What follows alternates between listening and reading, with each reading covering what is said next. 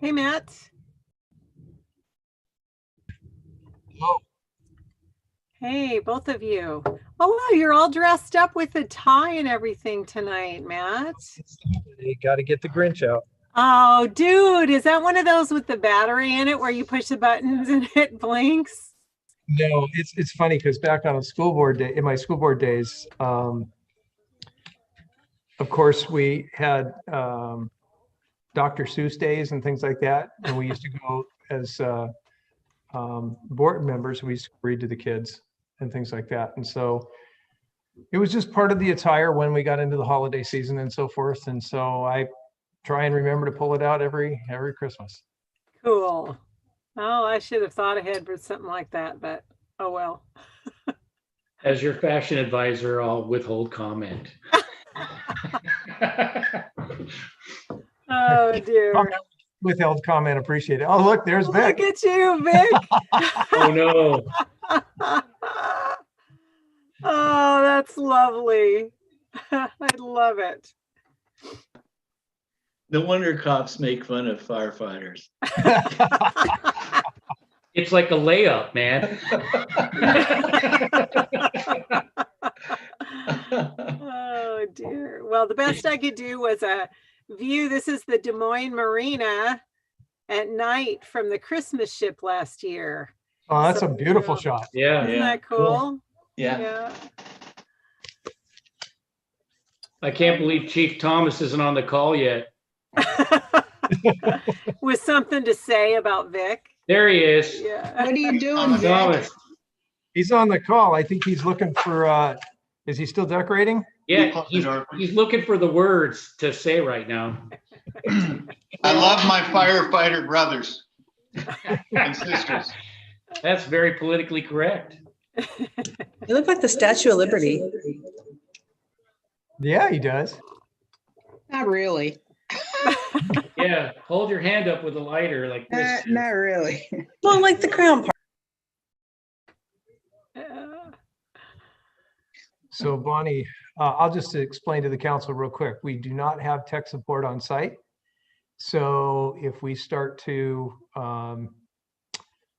get some feedback or whatever, Bonnie and I will be wrestling and getting things done.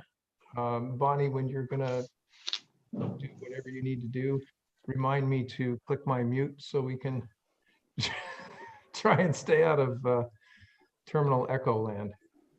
Can you hear the echo? I can hear a little over there. Can you say something right now? How's that? I got a little Echoes. Yeah. Testing. There's still a loop. Well, it's the holidays. We'll act like we're in the Swiss Alps.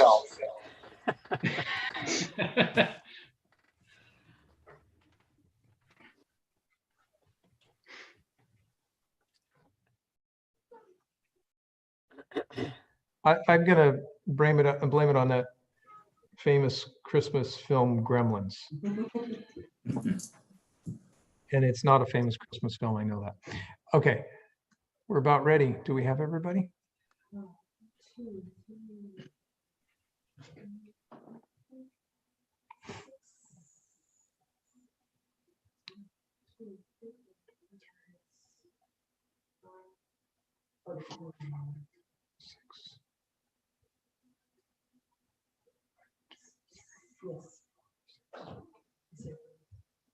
Really? Yeah. Okay. If you do, then I'm in. Again, folks, we apologize, but the cells move around. So when we're trying to pinpoint you, you may be on one side of the screen and then all of a sudden on the other. Okay, we'll get this done. Are you ready?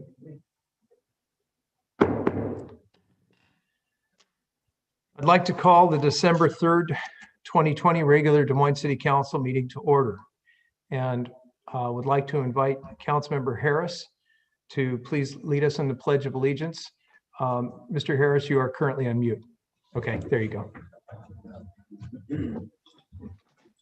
I pledge allegiance To the flag the flag of the United States of America. one Yeah. nation, And to the Republic, to one nation under God, indivisible, with and, Liberty and Justice for all. sorry, I got off track. And to the republic for which it stands, one nation under God, with liberty and justice for all. Indivisible. Okay. That's close. Okay, and let the record show that all council members are present. So at this point, that takes us forward to correspondence or any written public comments. One written public comment from Rob Anderson, minimum wage hike, and no one has signed up to speak. Okay, thank you. So since we have no comments from the public, that'll take us forward to the first part of our presiding officer's report tonight, and that is we have a virtual tree lighting. In these days of COVID, we obviously can't get together down at Big Catch Plaza like we always wanted to and always have enjoyed in the past. But we're going to try and do it virtually. So I'm looking for, we were hoping to get from Destination Des Moines, because this is an event that they've always put on. We were hoping to get their president, Mr. Tony Heller. Checking to see if he's in the queue, in the waiting room. Okay, well, he's not. He's not here at this time. I'll buy just a minute or so just by saying that Destination Des Moines does an outstanding job for this community. They have put on many events for us. Anything ranging from the Waterland Parade, the wine walks, art and wine walks, just a whole variety of things. And actually, since we have Deputy Mayor Mahoney and he is the council liaison, is there anything that you'd like to say before we move into this tree lighting? I would say that I've been working with Destination Des Moines on options due to COVID restraints, and they are very committed to the community, wanting to make the events. It's been a real challenge for them to not be able to put on the traditional tree lighting as we'd all expect, and we all have a great time and we get together. Unfortunately, that's not going to happen this year. Tomorrow night, they're going to do it, and I'd stress it, it is a virtual event. They will have on Facebook Live through the Waterland blog and some of their pages, they will be doing, Santa's going to drive around and visit a couple businesses, and so I want to catch that. That might be exciting for you. But very, they're obviously very disappointed they can't do the tree lighting this year. And I tried to reach Tony. I can't get a hold of him, so I'm not sure where he is. But committed as always to building community, Destination Des Moines. Well, and they're all volunteers, so we definitely want to thank them for all their work. I also want to reach out because of COVID and some of the complications this year. I want to thank our city team for going down to Big Catch Plaza, doing the decoration and helping this to happen for us tonight. So I just want to thank all the staff members that were involved, and some people were even working outside of their regular job descriptions to make this happen. So again, with great appreciation, so we can have Big Catch Plaza lit up. So I'd like to try and include everyone in the countdown. It gets a little challenging with Zoom, but we have, I think Bonnie can set us up, and she'll give us the 10, and then we'll go down from there. So at this time, I'll look to our city clerk and communications director to get us set up.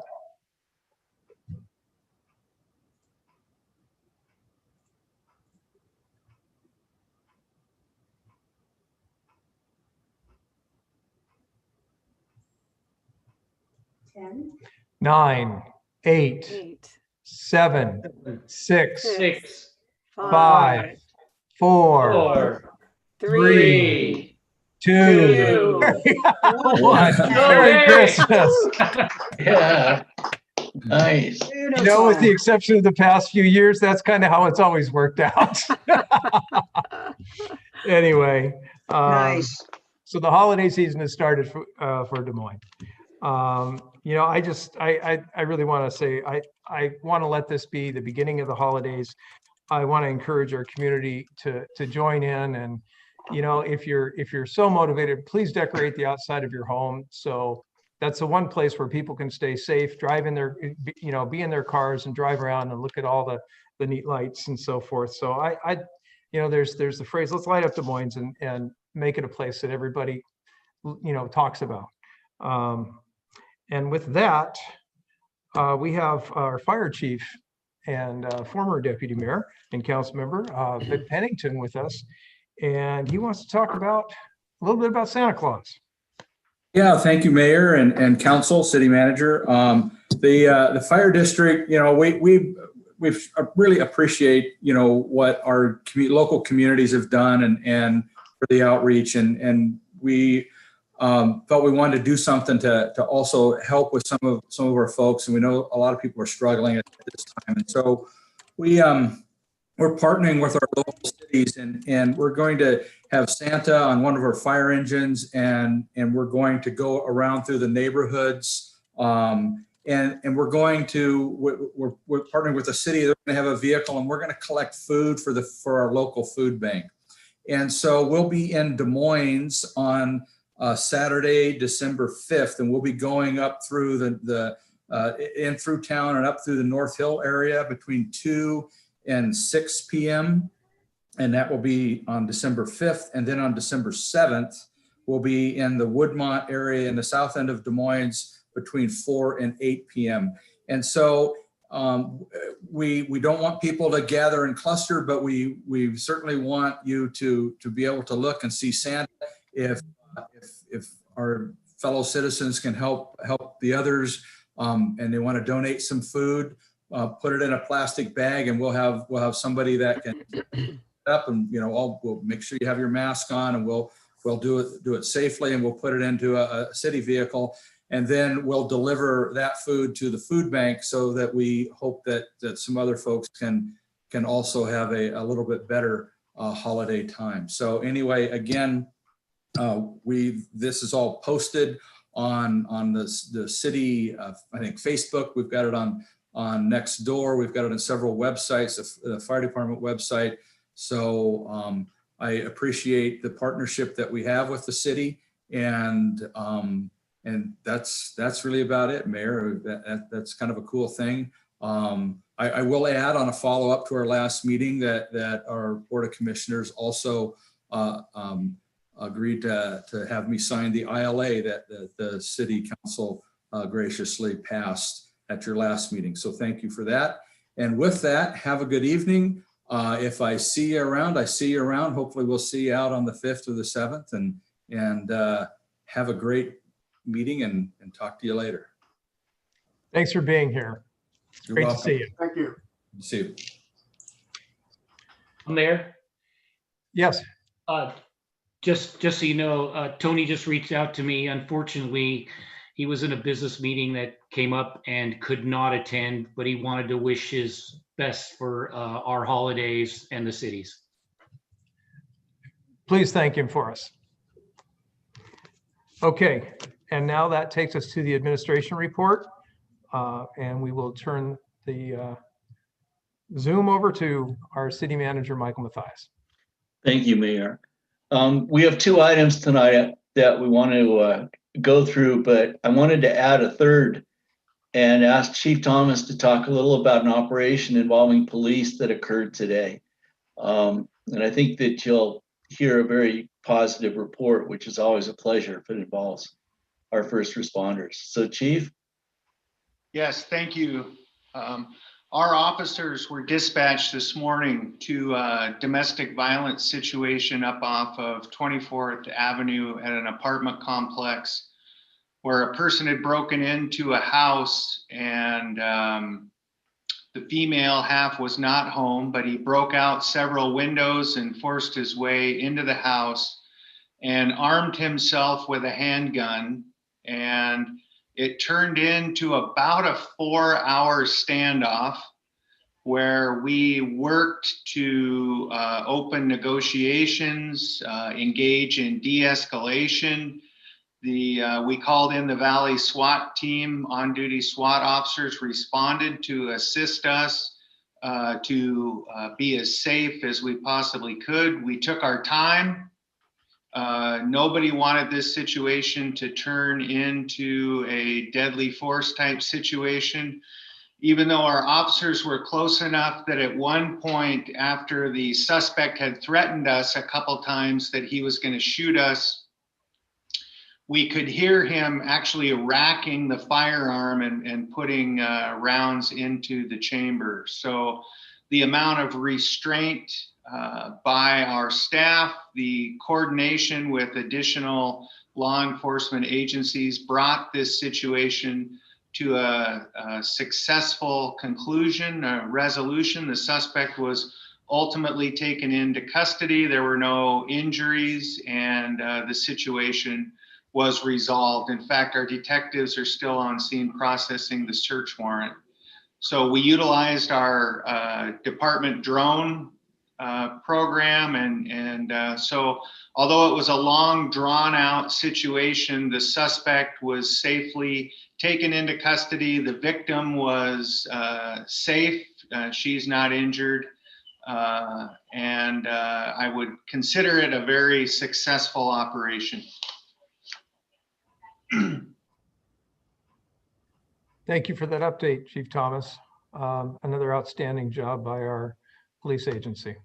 Yeah, yeah, exactly. Thanks, Chief. It's always great to hear positive outcomes like that. There's too often where they're not always that positive of an ending. What I want to do tonight, we have an Arts Commission year-end update.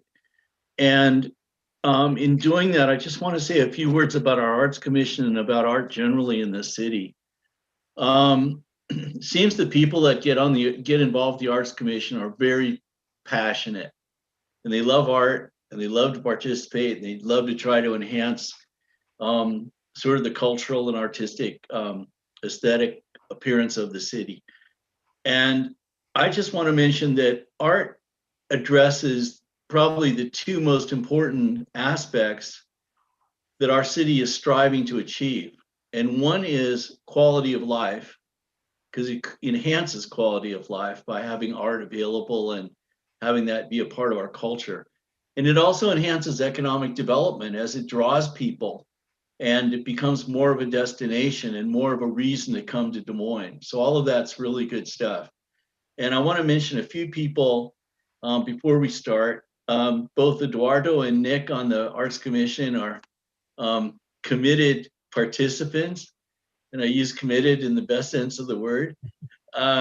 We also have Ashley, who's become an advocate for the Arts Commission on our staff and helps out, as does Nicole. And also our council liaison, Councilmember Bangs, has been very involved and supportive of the work of the Arts Commission. So with that, I think I'm going to turn it over to Eduardo, or Nick. Actually, Nick, I'm sorry, is going to give an update. And we look forward to that. Thank you. Good evening, Council. Thank you for having me tonight, and thank you for everything you've been doing here during the pandemic. I will try and make this brief. We have had to obviously alter our normal plans with the Arts Commission this year, but we've tried to keep trugging along here. And so hopefully you have the presentation that Ashley, I'm sure, is probably sent to you. And so I'm just going to go through that. Presently, we have just 2 arts commissioners, Eduardo and myself. I did receive an application for an additional arts commissioner here this week, though. So hopefully we can bring on some more commissioners because we could definitely use the help. And I would like to thank Eduardo for all his hard work, and definitely Ashley, because she has really been fantastic at coming through with every hoop we've needed to jump through here. And I'd like to thank Louisa Bangs also for her continued support, Susan Cesar, Nicole Nordholm, and everybody else involved. So some of the programs that we had typically planned for this year, some of them we've had to cancel. And along with that, it hurts our hearts because we want to be able to give to the community and do these things for them. So just a couple of the programs that we weren't able to do this year were the Kindness Rocks, the summer concerts, as everybody knows, our Burien Actors Theater, and our Shakespeare in the Park. Now, with that being said, we still did move forward though with quite a few other things. Our Art on Poverty Base sculpture stipend, we were able to reach out and get that grant again. The Maury Island Incident mural was placed there at the photography studio. And that's cool and really neat. And I think it adds some flavor as people are driving through town to see that. And so it's nice of them to host that for the city, that mural. We were able to get some concerts done, and we did a video concert series, which we broadcast 4 different bands. And I think that went over really well. Ashley sure put in a lot of time and energy to help make that happen. We also were able to do the virtual Squid-A-Rama, and with live dissections and some underwater video. And so I think you guys understand what's going on with the Squid-A-Rama. We did an Artist Sunday as well. One of our really, I guess, marina changing installations that's going to happen is the SR3 public art installation. And so all the fencing that they have put up, the exterior fencing is going to get wrapped with scrim, and then it's going to have art on it. And so we spent some time evaluating a bunch of different artists and making decisions on which piece was going to go up there. And so I think that's really neat. And then we also have the Sound Transit on the Link Extension Public Art activation project that is moving forward. And so these are just some of the highlights from this year. And we're excited to move forward as an Arts Commission and continue dedicating ourselves to providing something neat for the city. And we are looking for definitely more participation for commissioners. And so I say that with hopes of, if you guys know of anybody that you might like to recommend, please have them fill out an application to be a future commissioner. That would be fantastic. Now, looking into 2021, we have set up and approved some more virtual concerts that we are planning to film here in the next couple of weeks that will be broadcast in 2021. We are also planning on moving forward with some more virtual concert series. And we're not expecting huge viewership, but this is to support our community, to support the artists that are showing up for us year after year, and keep that ball moving in the community, as you might say. So with that, that's kind of where we are at for our year end. And I will open it up to any questions that council may have for us. Yeah. So, Nick, I wonder if you could go a little bit more into detail on the utility box wrap, just because it's exciting, and who we're partnering with. Sure. So the utility box wrap is it's been something I've been trying to push forward for quite a while now, and look forward to seeing that so many other cities around us have that. And we have partnered with the Des Moines Police Department also on that, to help source which boxes where and to best utilize our monies towards that. And in key areas that are being tagged and graffitied more often, apparently having artwork up helps cut down on those incidents happening. And so, not to mention, it's just so nice to drive past, for us that aren't planning on graffitiing, to look at something neat that's there. Whether it's a piece of fine art or something fun and silly, or it's just better than those gray boxes. So I'm really excited about that. And at this point, the commission is, I believe, committed to like 5 locations that we're going to be able to maintain. And that's a start. That's fabulous. And I want to thank you for all the work that you guys are doing. Tough times, you guys are getting inventive, the virtual concerts, all that. It makes a difference. And sometimes you kind of wonder, you go, I might not have big viewership or whatever, but it makes a difference. People talk. It's really a wonderful thing. I wonder if Councilmember Banks has any comments she'd like to add. Well, I will say that over the last 2.5 years, it's been almost 3 now, where we had a full commission and then went down to, I think, 4 or 5, and then went down to 2. I will have to say that along with Ashley's excellent organizational skills and whip cracking, that we hardly missed a beat. And I can't praise Eduardo and Nick enough. I wish Jim was still here, but he had other duties he had to bow out and take care of. You wouldn't know there were only 2 people along with staff doing this work. And that's what I consider to be something seamless. And I don't like that word seamless because I've had to deal with a lot of seamless issues in my work life. But they certainly have made it seamless. I mean, it's not been easy, truly, because everybody's busy, even with Zoom, right? Or phone calls or emails, people are still busy. But Eduardo and Nick and Ashley, Katie, Nicole, I mean, honestly, Susan when we need her, thank God not much. And Michael when we have to harangue you, I mean, it's really, really been a good team, even though the team is very small.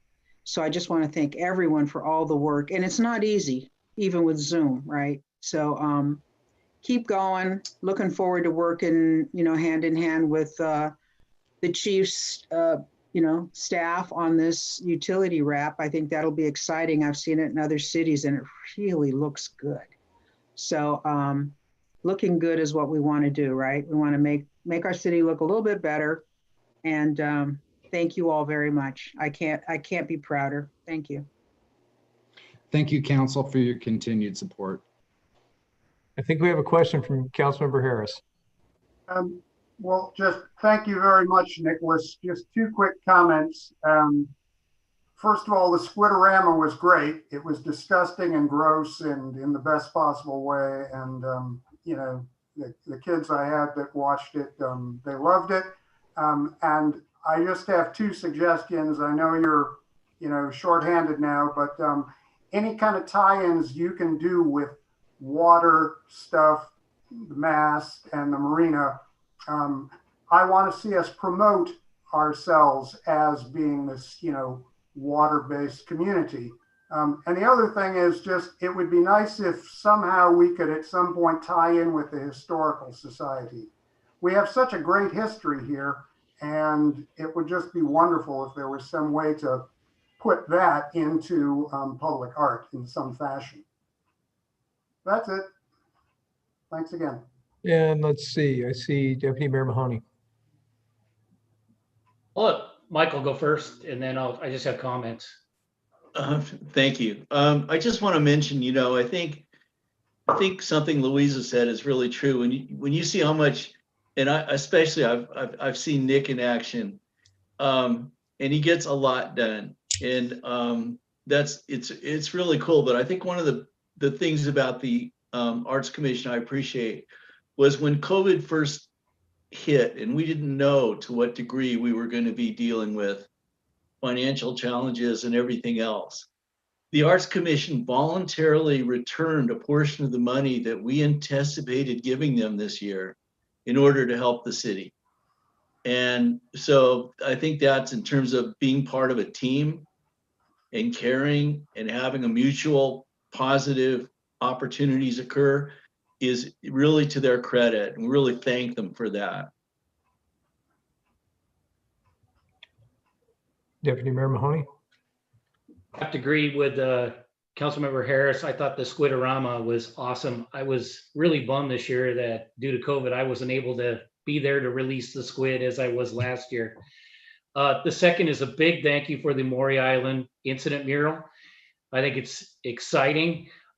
Quick question: is there any? Are you guys considering maybe some kind of explanation poster or something that might be able to go next to it? I've heard a few people want to know what it is because it's so different. So interested in hearing that. And then my last one is a commitment that I'm going to try to encourage some people to submit an application. I just want to commit that to you. And I think my colleagues would say the same. Absolutely. And great job. In response to that, I think that's a great idea to have some kind of placard there that gives a bit of an explanation. And so I'll bring that up and see if we can get something. Maybe we get Mr. Edmondson to volunteer. Well, at least I believe the Maury Island incident is still out on the internet for viewing. So we may be able just to put the URL there, and you know, if people are curious, there's a URL. Maybe they'll go, maybe they'll look. But yeah, you guys do outstanding work, and we're happy to help in any way we can.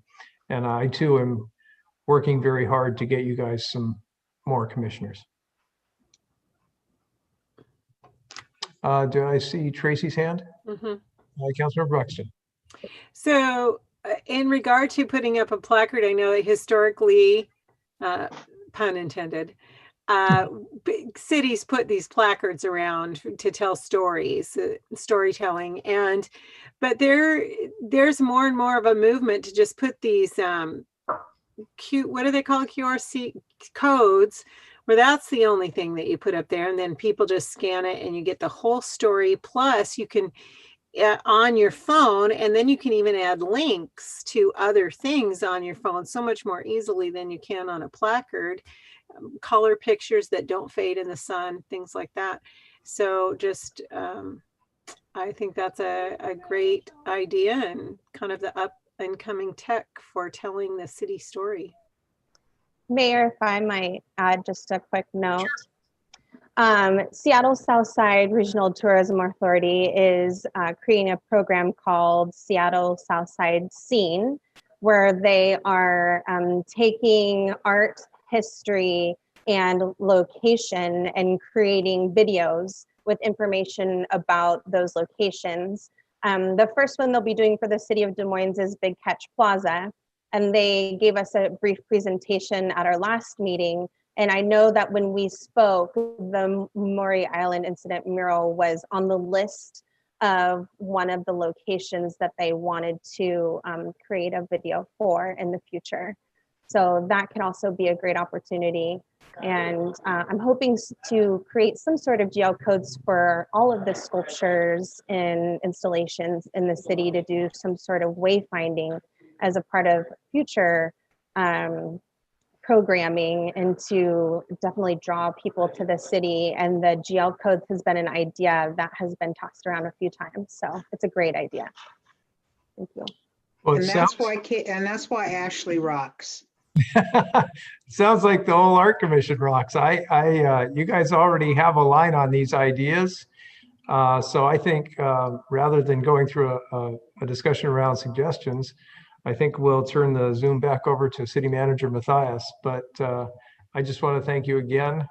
I think we are all delighted with the work that you do, and we will help. We will all try and find other commissioners to join you in the endeavor. You guys are just doing outstanding stuff. Thank you.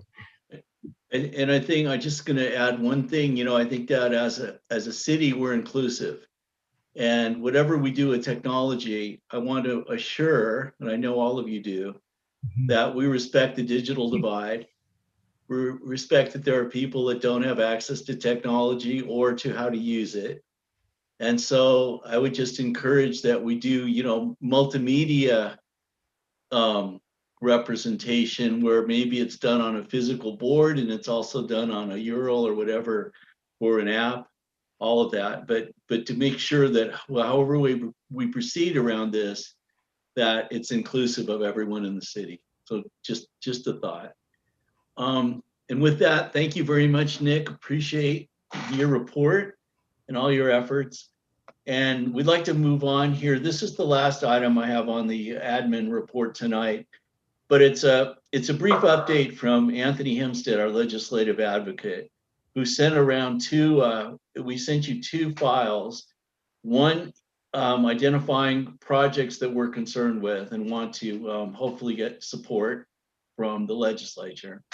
And the other one is a description of kind of where everything is at this moment in time. And I think one of the things that struck me talking with Anthony and reading his material is what a complex environment this is right now, both at the federal level. We don't know, two Senate seats in Georgia could turn the availability of resources completely on its head if the Democrats take a majority in the Senate. If they don't, it could go the other way. At the same time, the state is, challenged by COVID and all of the implications of that. They're also going to try to repair their transportation budget with 976. And all of that for us is significant because we don't know what of those resources will be designated for local government. And so one thing I appreciated, I'll just say this in advance, of Anthony's summary was to really portray the complexity of this and how interactions with legislators are never single issue events. There are multiplicity of events that legislators are trying to accomplish certain things, we're trying to accomplish certain things, and there are trade-offs in all of that. And someone needs to be knowledgeable in politics to engage in that discussion. So with that, and fortunately we have Anthony on our side who is, and with that, I'll turn it over to him. Thank you. Thank you, Michael, and great seeing all of you city councilors and staff. I think very appropriate that this part of the agenda is in between Squid-A-Rama and Christmas coming up, because the legislative session is going to kind of be a combination of those things. With Squid-A-Rama, it is much murkier and darker than usual, but we will be fishing. And hopefully we'll come up with some good Christmas presents. And so, and a shout out to Councilor Martinelli with those great decorations. Hopefully we'll have some stocking stuffers come next year. But truly, as Michael said, this is such an unprecedented year, and we are going into this session with so many more unknowns and wild cards than we would normally have. Michael touched on the elections in Georgia on January 5th. Arguably, January 5th might be the most important day of the upcoming legislative session for determining how that's going to go. Because right now, Washington State is looking at about a $3 billion state deficit in its budget. However, that's a fraction of what it was a few months ago when they're saying it's $8 billion. Washington's economy is recovering faster than most other states. Even just normal growth, it'll probably be sliced down another billion or two by the time that budget is actually finished writing. But if the feds come through with a few additional billion, it makes what would be a very tight budget year much more flexible. But we don't know. And so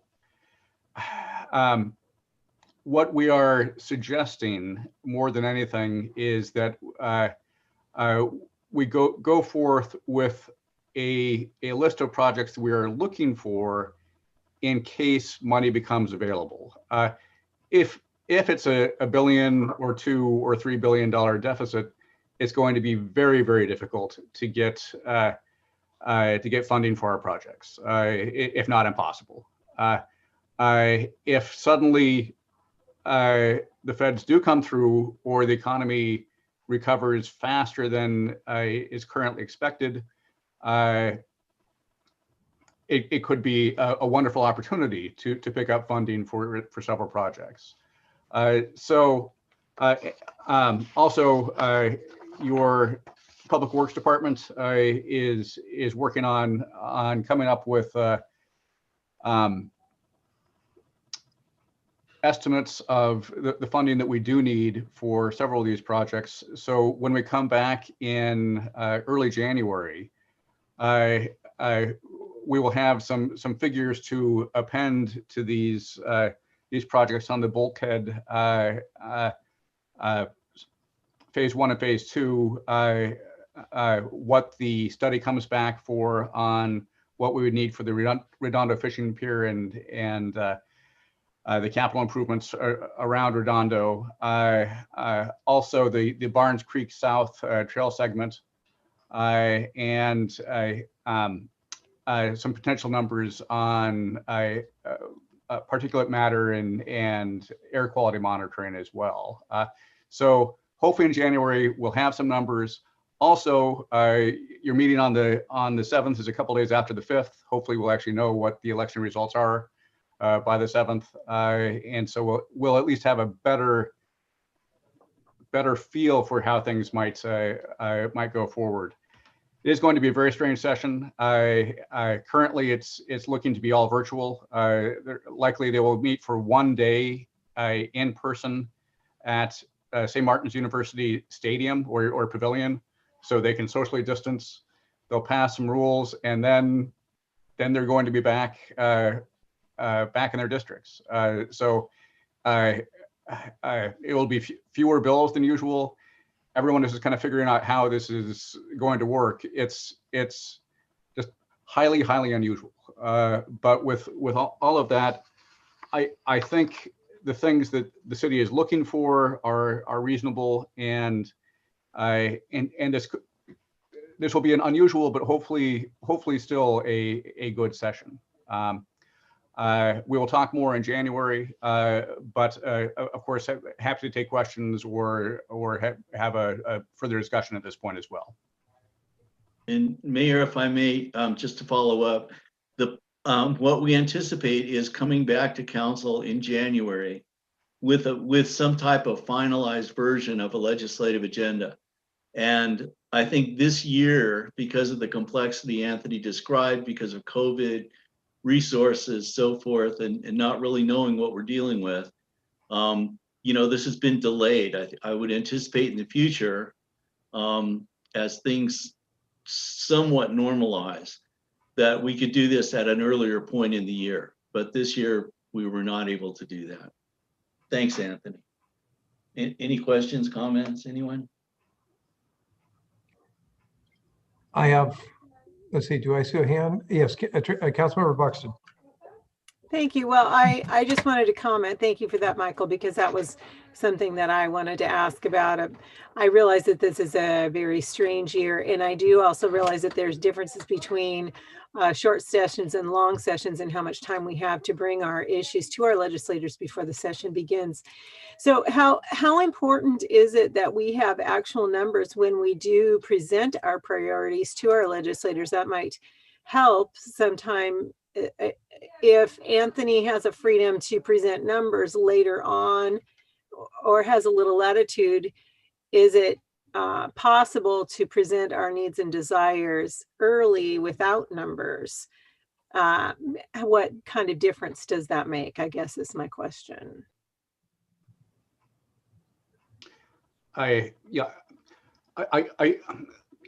It is fine, certainly, to put forth ideas without having finalized numbers behind them. So I think by all means that things can be vetted much earlier before we have something finalized. No, we are having discussions with legislators now as well on things, and so also hearing from them on what their priorities are.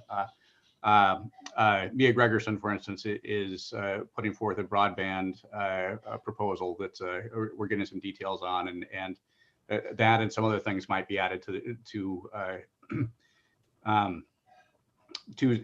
suggestions for the city to include in their own legislative agenda for January.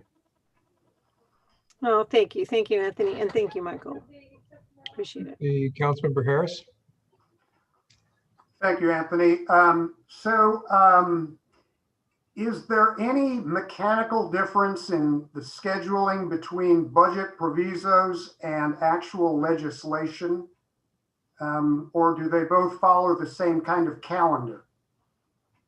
Yeah, no, a good question. And Councilor Harris, I'm glad you didn't predicate your statements by like with the Squidorama and saying that my presentation was disgusting and whatever the other. So far. But no, yes, there's a major difference with the budget proviso timeline, in that budget provisos really that can happen almost in the last days of the session, because budget provisos are a couple, usually just a couple of sentences that are put in the back of the budget, and there's a whole long list of them.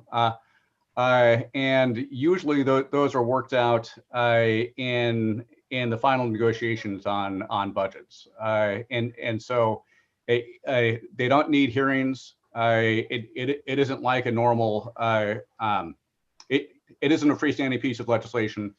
And it has been known to happen when budget provisos appear in a budget that is passed, and there's been no talk of it whatsoever during the course of the legislative session. And so often when the final budget comes out, that's what people turn to first, is the back of the budget, because that's the most interesting reading. Because all these different projects, hopefully things that maybe that we have been looking for and working on, but sometimes they appear and sometimes they don't. But in order to get a budget proviso in, you ideally want to start talking about it as early as possible in order to increase the chances that it does get in there at the end. Thank you. Anthony, I just had one question. You know, I've seen in my time here, I've seen a number of legislative priority documents come out of the city. In the past few years, we've been very succinct with the understanding that it makes it easier for both our legislators and our legislative advocates to understand where to focus and what our high priorities are. It seems from my impression that continues to work well.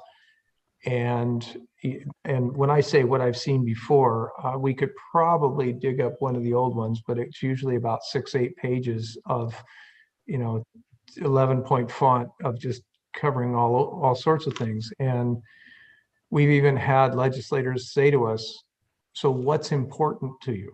We know you support all these things, but what matters? So the reason I'm asking this is I want to make sure that the methodology we're choosing is working well, but given the type of sessions, the budget constraints and everything else, it seems like we would need to be very focused going into the next session.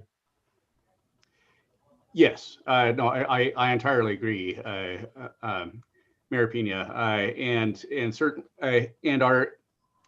we have more listed today than we have in the last couple of years when I've worked with the city, where I do think it is very wise to only look at 3 or 4 things that are true priorities, and maybe only 1 or 2 where you're asking for money. We have more in there this year as far as potential monetary asks, on the chance that there might be an unusual opportunity if suddenly there several billion additional comes from the federal government. And if that happens, we want to be in a position to be able to capitalize on it. But also in order to let everyone know that if those federal funds don't come through, we shouldn't expect to get funding for all of these, and we may not get funding for any of them, and it's just going to be the nature of the beast. So if opportunity presents itself, it would be great to have basically a hunting license with these various projects that have been blessed by the city that we would like to get funding for, and we will endeavor to deliver on these, but it well may happen that it just isn't possible. Thank you. Thank you, Anthony. I think that's a healthy dose of reality in complicated times. Mayor, that concludes our administration report. Thank you. Thank you, City Manager Mathias. At this point, that takes us forward to our consent calendar. And will the clerk please read the consent calendar? I believe Tara Keene will be doing that for us tonight. Yeah. Item 1, approval of vouchers. Item 2, resolution 20-071, update and authorize the post-issuance compliance policy and procedures for tax-exempt general obligation bonds. Item 3, 2021 consultant contract BHC Consultants LLC. Item 4, authorize the City of Des Moines grant management policy. And that concludes the consent calendar, Mayor. Thank you. Is there a motion to approve consent calendar? I see Councilmember Nutting. So moved. Second. I see. Okay, so I have a motion by Councilmember Nutting, seconded by Councilmember Bangs. Is there any council member who wishes to remove anything from the consent calendar? Okay, seeing none. All those in favor of the consent calendar as read, please raise your right hand and hold it up until I call your name. Okay, I see Councilmember Harris, Councilmember Nutting, Councilmember Bangs, Councilmember Martinelli, Councilmember Buxton, myself, and Deputy Mayor Mahoney. Okay, passes 7-0. Okay. This takes us forward to our public hearing. Tonight's public hearing is over draft ordinance number 20-004, amending the Des Moines 2035 comprehensive plan. We have a staff presentation by our Planning and Development Services Manager, Denise Lathrop, and I will now open the public hearing. Denise, you have the floor. Great. Good evening, Mayor and Council. Denise Lathrop, Planning and Development Services Manager. The purpose of tonight's meeting is for the City Council to consider the 2020 Comprehensive Plan amendments. Under state law, we're only allowed to amend the Comprehensive Plan once a year. We accept citizen requests for amendments between January 1st and June 30th of the calendar year. This year, we did not receive any requests. However, we have one staff-initiated amendment. Amendments of the comp plan are a type 4 land use action with the decision made by the City Council in accordance to criteria that we have in the DMNC 1825-100. Those criteria were broken out specifically in the staff report that was provided in the council packet. We have one amendment to the comprehensive plan. Next slide. And that relates to the Parks, Recreation, and Open Space element. We have an amendment to the park acreage for Midway Park. You may recall that we received King Conservation Futures funding to acquire 4 parcels for Midway Park, and acquisitions are completed for the first 2 parcels. And that is reflected in the updates to the table acreage for Midway Park. The second 2 parcels we have purchase and sale agreements in place. And so once we have fully acquired those parcels, then we'll update the tables again to reflect that change. The other change we made was to the distance or the trail length for the Barnes Creek Trail.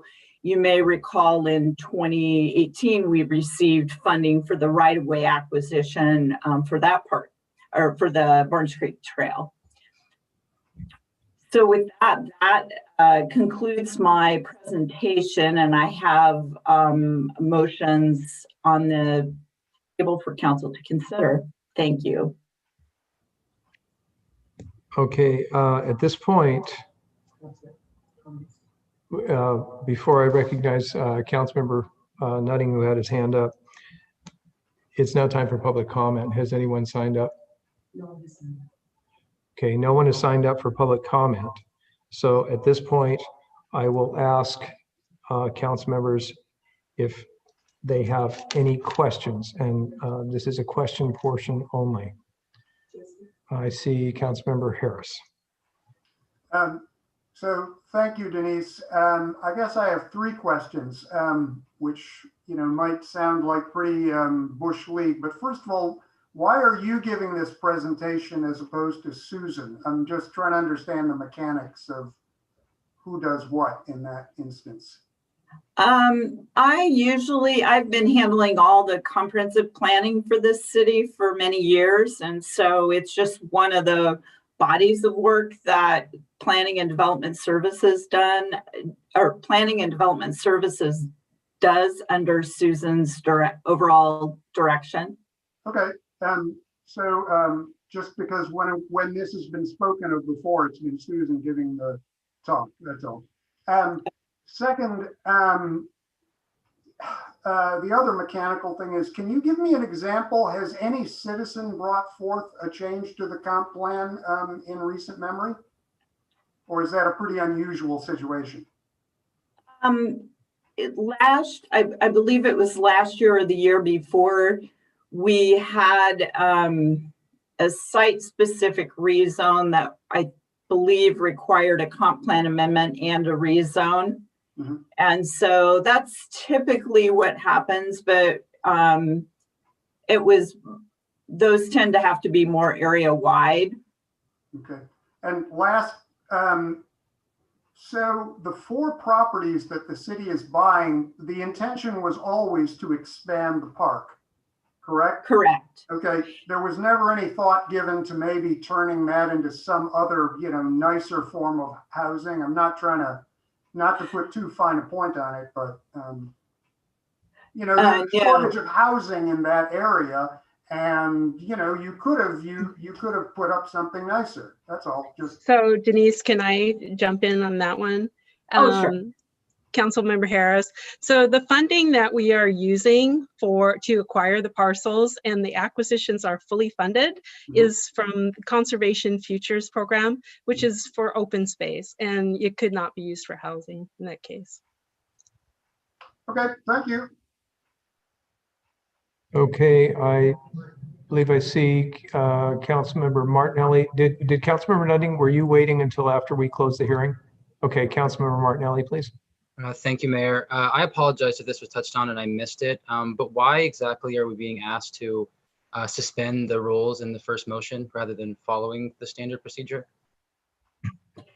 It's just an option that the council has. There are times where there may be a number of amendments to the comprehensive plan where maybe council will ask for further information or additional research or response before they want to make a decision. And so given that these are relatively minor amendments, it's pretty common for council to suspend rules 26A. Tim, do you have a comment on that? Yeah, I'll just note, under the council rules, all ordinances require 2 readings unless the council explicitly waives that rule. And that's also in the council rules. So on almost every ordinance, you're going to see that motion unless it's very complicated and the council might need 2 readings, or if under state law, there's 2 readings required. But on most ordinances, you'll see that there's 2 motions. Thank you. Councilmember Buxton? Oh, I suppose I could frame it as a question. So sometimes, okay, so sometimes would you say that we need more time if it turns out that there is a lot of public comment and opinion in a hearing? Would you say that would be a good reason to not do, to recognize 26A? It's absolutely discretion of the council. So if you felt you wanted 2 readings for something, then you would not pass that. But if you felt you could dispose of the issue in 1 reading in 1 evening, then you would adopt it. Right, thank you. Okay. Seeing no more questions, I will now close the public hearing. Is there a motion? We have 2 motions. I see Councilmember Nutting. I move to suspend Rule 26A in order to enact draft ordinance number 20-044 on first reading. Second. We have a motion made by Councilmember Nutting, seconded by Councilmember Bangs. All those in favor, please raise your right hand until I call your name. Deputy Mayor Mahoney, myself, Councilmember Buxton, Councilmember Bangs, Councilmember Nutting. Opposed, please raise your hand until I call your name. Councilmember Martinelli and Councilmember Harris. Motion passes 5-2. Okay. Motion 2, Councilmember Nutting. I move to enact draft ordinance number 20-044, enacting the 2020 amendments to Des Moines 2035, charting our course for a sustainable future, and amending chapter 18.25 DMMC. Second. Motion by Councilmember Nutting, seconded by Councilmember Bangs. Is there any discussion? Seeing none, all those in favor, please raise your right hand until I call your name. I have Deputy Mayor Mahoney, myself, Councilmember Buxton, Councilmember Bangs, Councilmember Nutting, Councilmember Martinelli, and Councilmember Harris. Motion passes 7-0. Okay, that completes the public hearing for tonight, and that takes us forward to new business. Tonight we have the item of police body cameras, and we have a staff presentation by our city manager, Mr. Michael Mathias. Thank you, Mayor. This is such an important issue for council to consider the different elements of this. And we'll have Commander Graddon, I think, will provide a presentation in a moment. But I just want to echo some words that I said at the Public Safety Committee when we brought this originally. And I think one thing that's really important to understand is, our police department, our police chief are absolutely committed to accountability on all levels. And I think it's important as we go forward with this discussion and ultimately, whether it's tonight or at whatever point, make a decision on how to proceed, to understand that, we have a phenomenal police department. We don't get these types of complaints that happen elsewhere. I think we're one of the very few communities who had a peaceful protest. And to some degree, that was a function of the demeanor of our police department. It was also the engagement, I know, of Deputy Mayor Mahoney and Councilmember Bangs and others, opening up the marina parking lot so we appeared to be welcoming, and just a lot of positive things about this community and how we respond. And so my wish for this process is simply that we go forward in a manner of achieving consensus, understanding the value of perhaps doing the body cams, the fact that it could enhance community and public trust, which is critical. It could also help in terms of identifying liability or knowing exactly what happened, both with police officers and with liability assessment from the city as to actions that occur. And I think all of that, but I just hope that the discussion we have, and I know it will be a positive one, where we seek the best outcome for our community and for our police department. So with that, I'm going to turn it over to Chief. Do you want to say anything else or go to Mike? Let's go directly to Commander Graddon. Yeah, great. Thank you, Commander, please. Yeah. Good evening, Council, Mayor. Thank you, Michael. Let me do a screen share here. You guys able to see what I'm seeing there? Yes. Perfect. Okay. Well, the first slide here is the dash cam view of our current cameras that we have in our cars. And often the untold story with capturing video evidence is the use of the dash cams. And it's often not talked about when you hear about body cameras. And so when we look at implementing a body camera program, we're really not starting from scratch, because we've had this system in place for about 20 years now. We've continued to use different types of recording tools, such as this right here. What you're looking at is our interview room. We have interview cameras that are used during interviews and interrogation, and as well as our new drones capture video evidence. So just to give you a little bit of background about the tools that we have in place, our dash cams record both audio and video. The officer is mic'd up with a wireless microphone. We have one in each one of our patrol vehicles. There's 3 different cameras in the car. One is a panoramic camera that captures out to the sides. You got a forward-facing camera, as well as a prisoner transport camera inside. We did a major overhaul of that system earlier this year, if you recall, mainly so we could share the evidence a little easier with technology, being able to send it to the prosecutor, send it to the city attorney. And also we looked at better ways of storing that data that we captured into a cloud share or a hybrid system where we weren't storing everything on our server, because it's a massive amount of data. So again, we've had this in place for a couple decades now.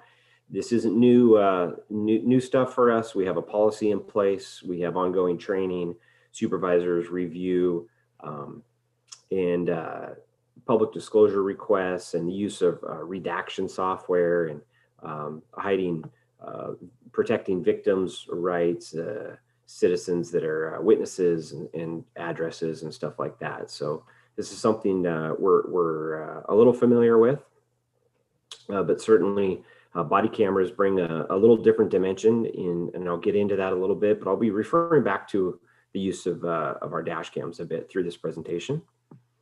But I want to start a little bit with who we contact and how many people we contact a year. And if you think about this slide that you're looking at, kind of like a upside down pyramid, we have just over 30,000 people in our city.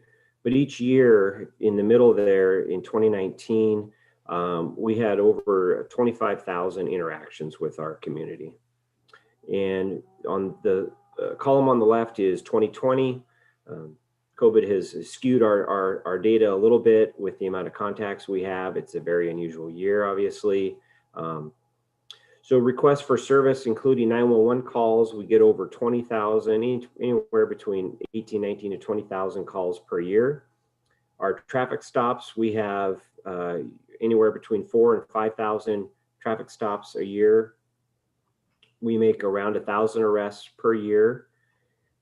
And with that, the amount of force that is used in reference to 2019, we had a total of 56 uses of force. In 2018, we had a total of 51 uses of force. And moving down this chart, Citizen complaints, general citizen complaints. Last year, there was a total of 4 citizen complaints. And last year we had 1 complaint involving the use of force. And this year, last year, and the previous year, we had no applications of deadly force. So just to give you a little bit of a snapshot of the amount of contacts, how many people we interact with each year, and how many complaints and uses of force we have. So similar to the use of the dash cam, the body cam perceived benefits. It's really a greater accuracy during event review. Our supervisors review pursuits or anything that is captured in front of the camera. If we get a complaint, it brings those complaints oftentimes to a quick closure. It can also help we'll review the cameras with training for training purposes. Oftentimes, if we have a pursuit or some sort of tactic was used, we can learn from it, use it as a tool in that way. But most importantly is to let the community know that we're transparent. It's our responsibility to use as many tools as possible to show that we want the community trust, and we want to be able to put these things in place and share as much as we can.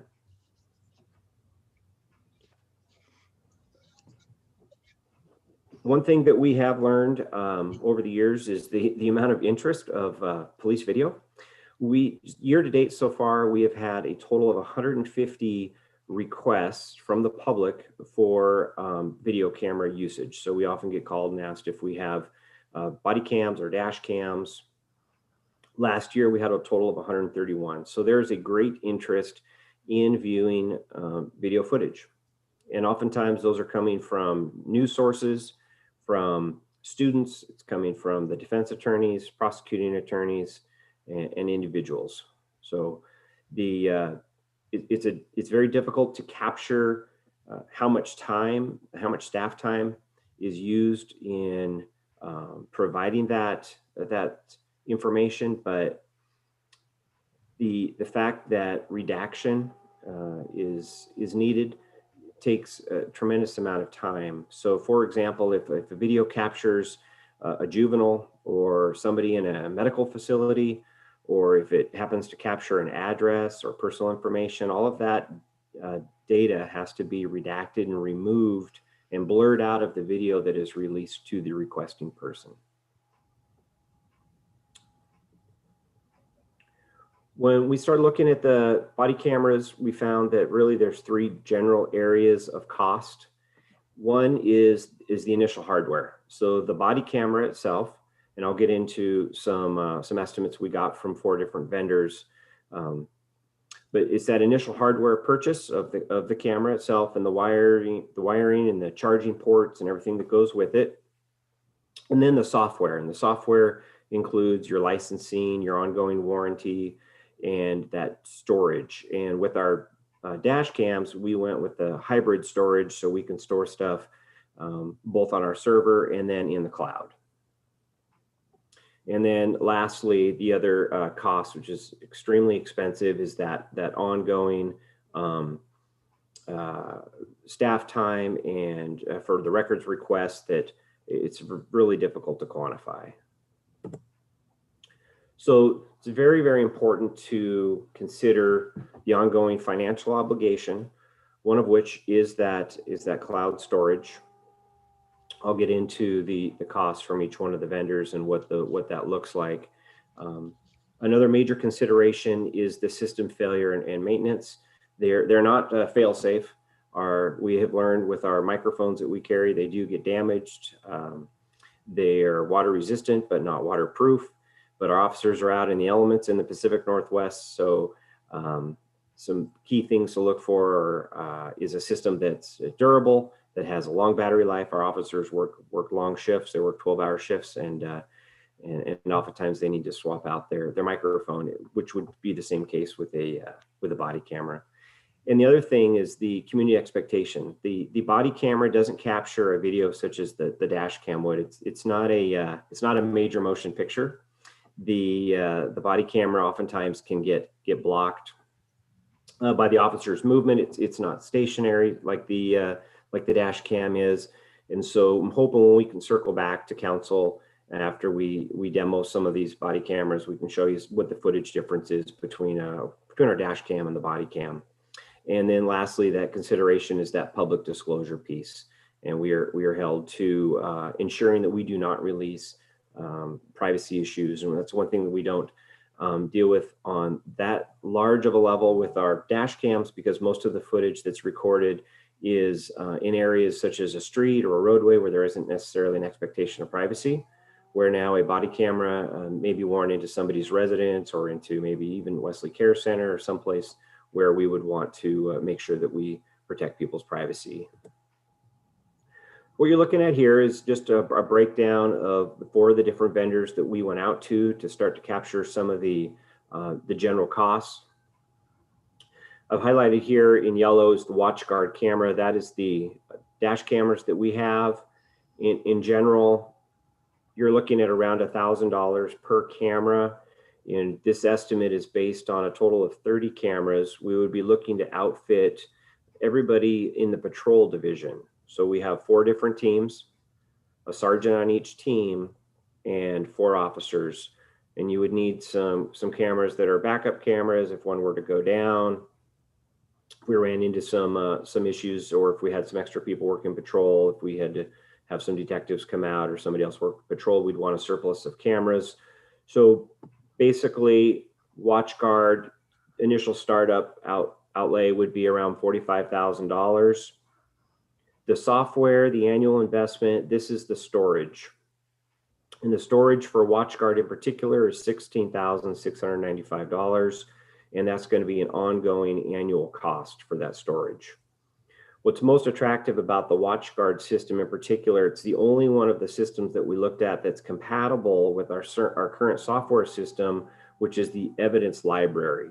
So the officers wouldn't have to learn a new system.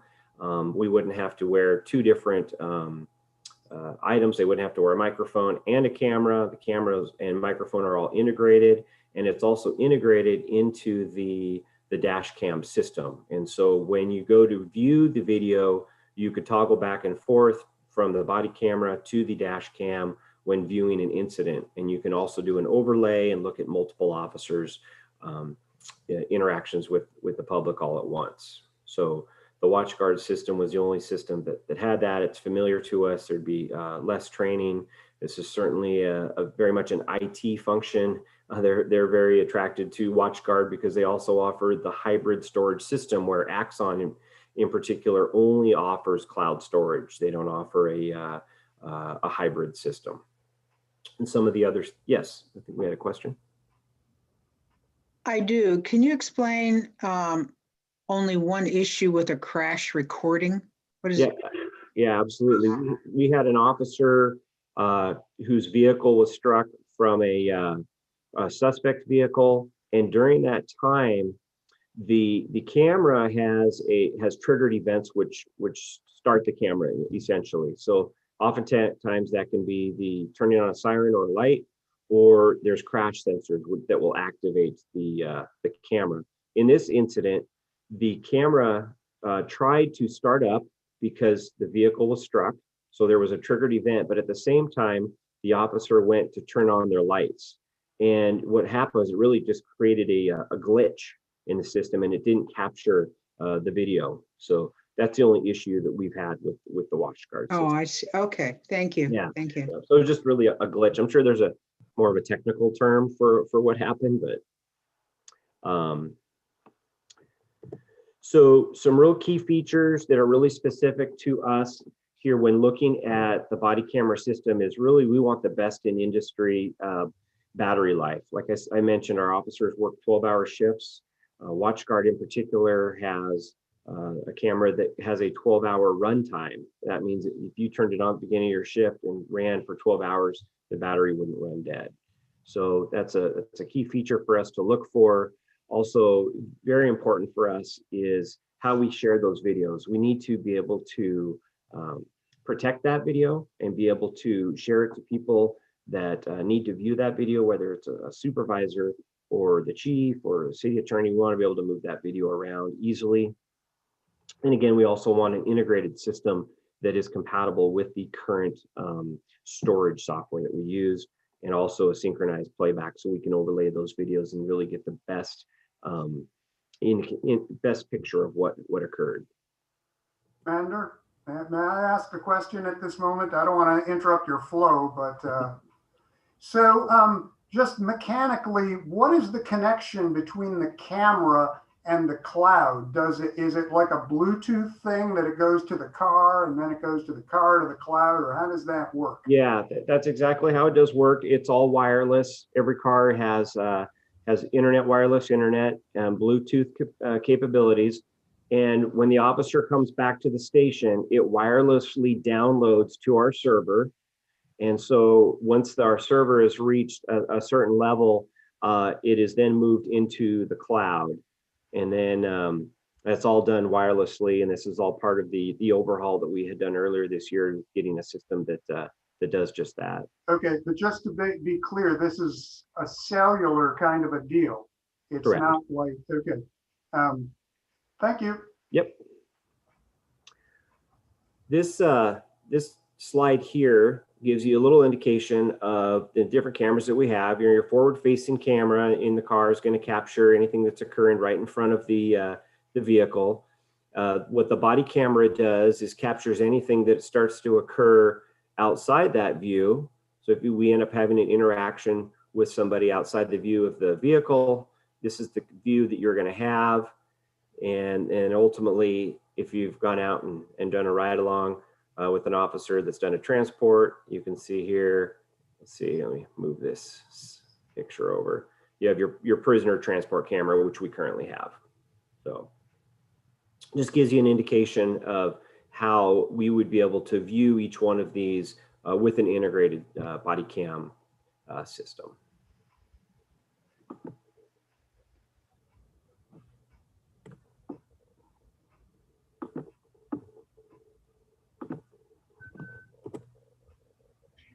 Are we frozen? No. There we go.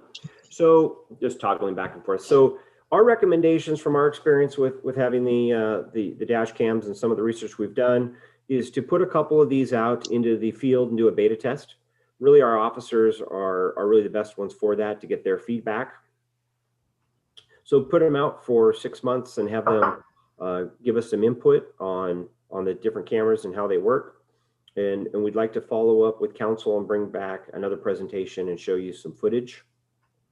Also continue to work with like agencies in the area that have put body cameras out and get some of their input. Talk to them about redaction and staff time and usage and how they're handling public disclosure requests. And lastly is to monitor some potential grants, to look and see if there's some funding out there that's available, if there's some mandates for cameras, and to see if some of those mandates are going to be funded.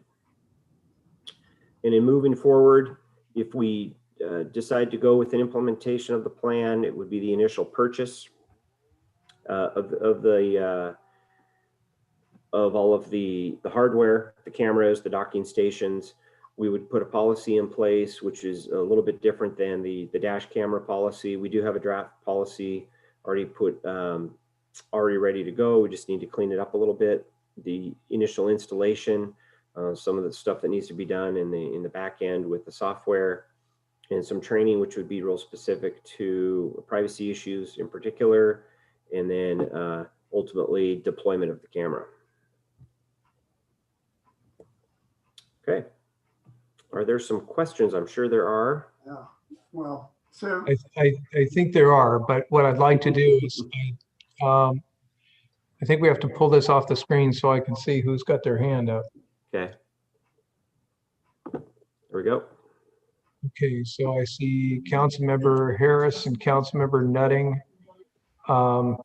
Let's see.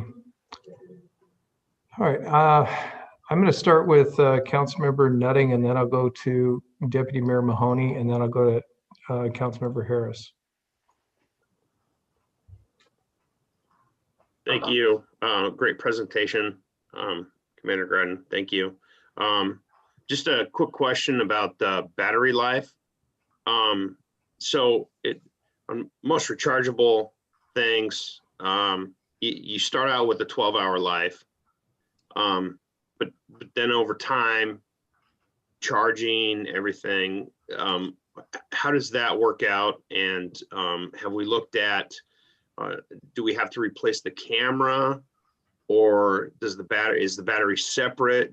Can we just replace the battery? Does it slide off the back like a CB radio or a walkie-talkie kind of thing?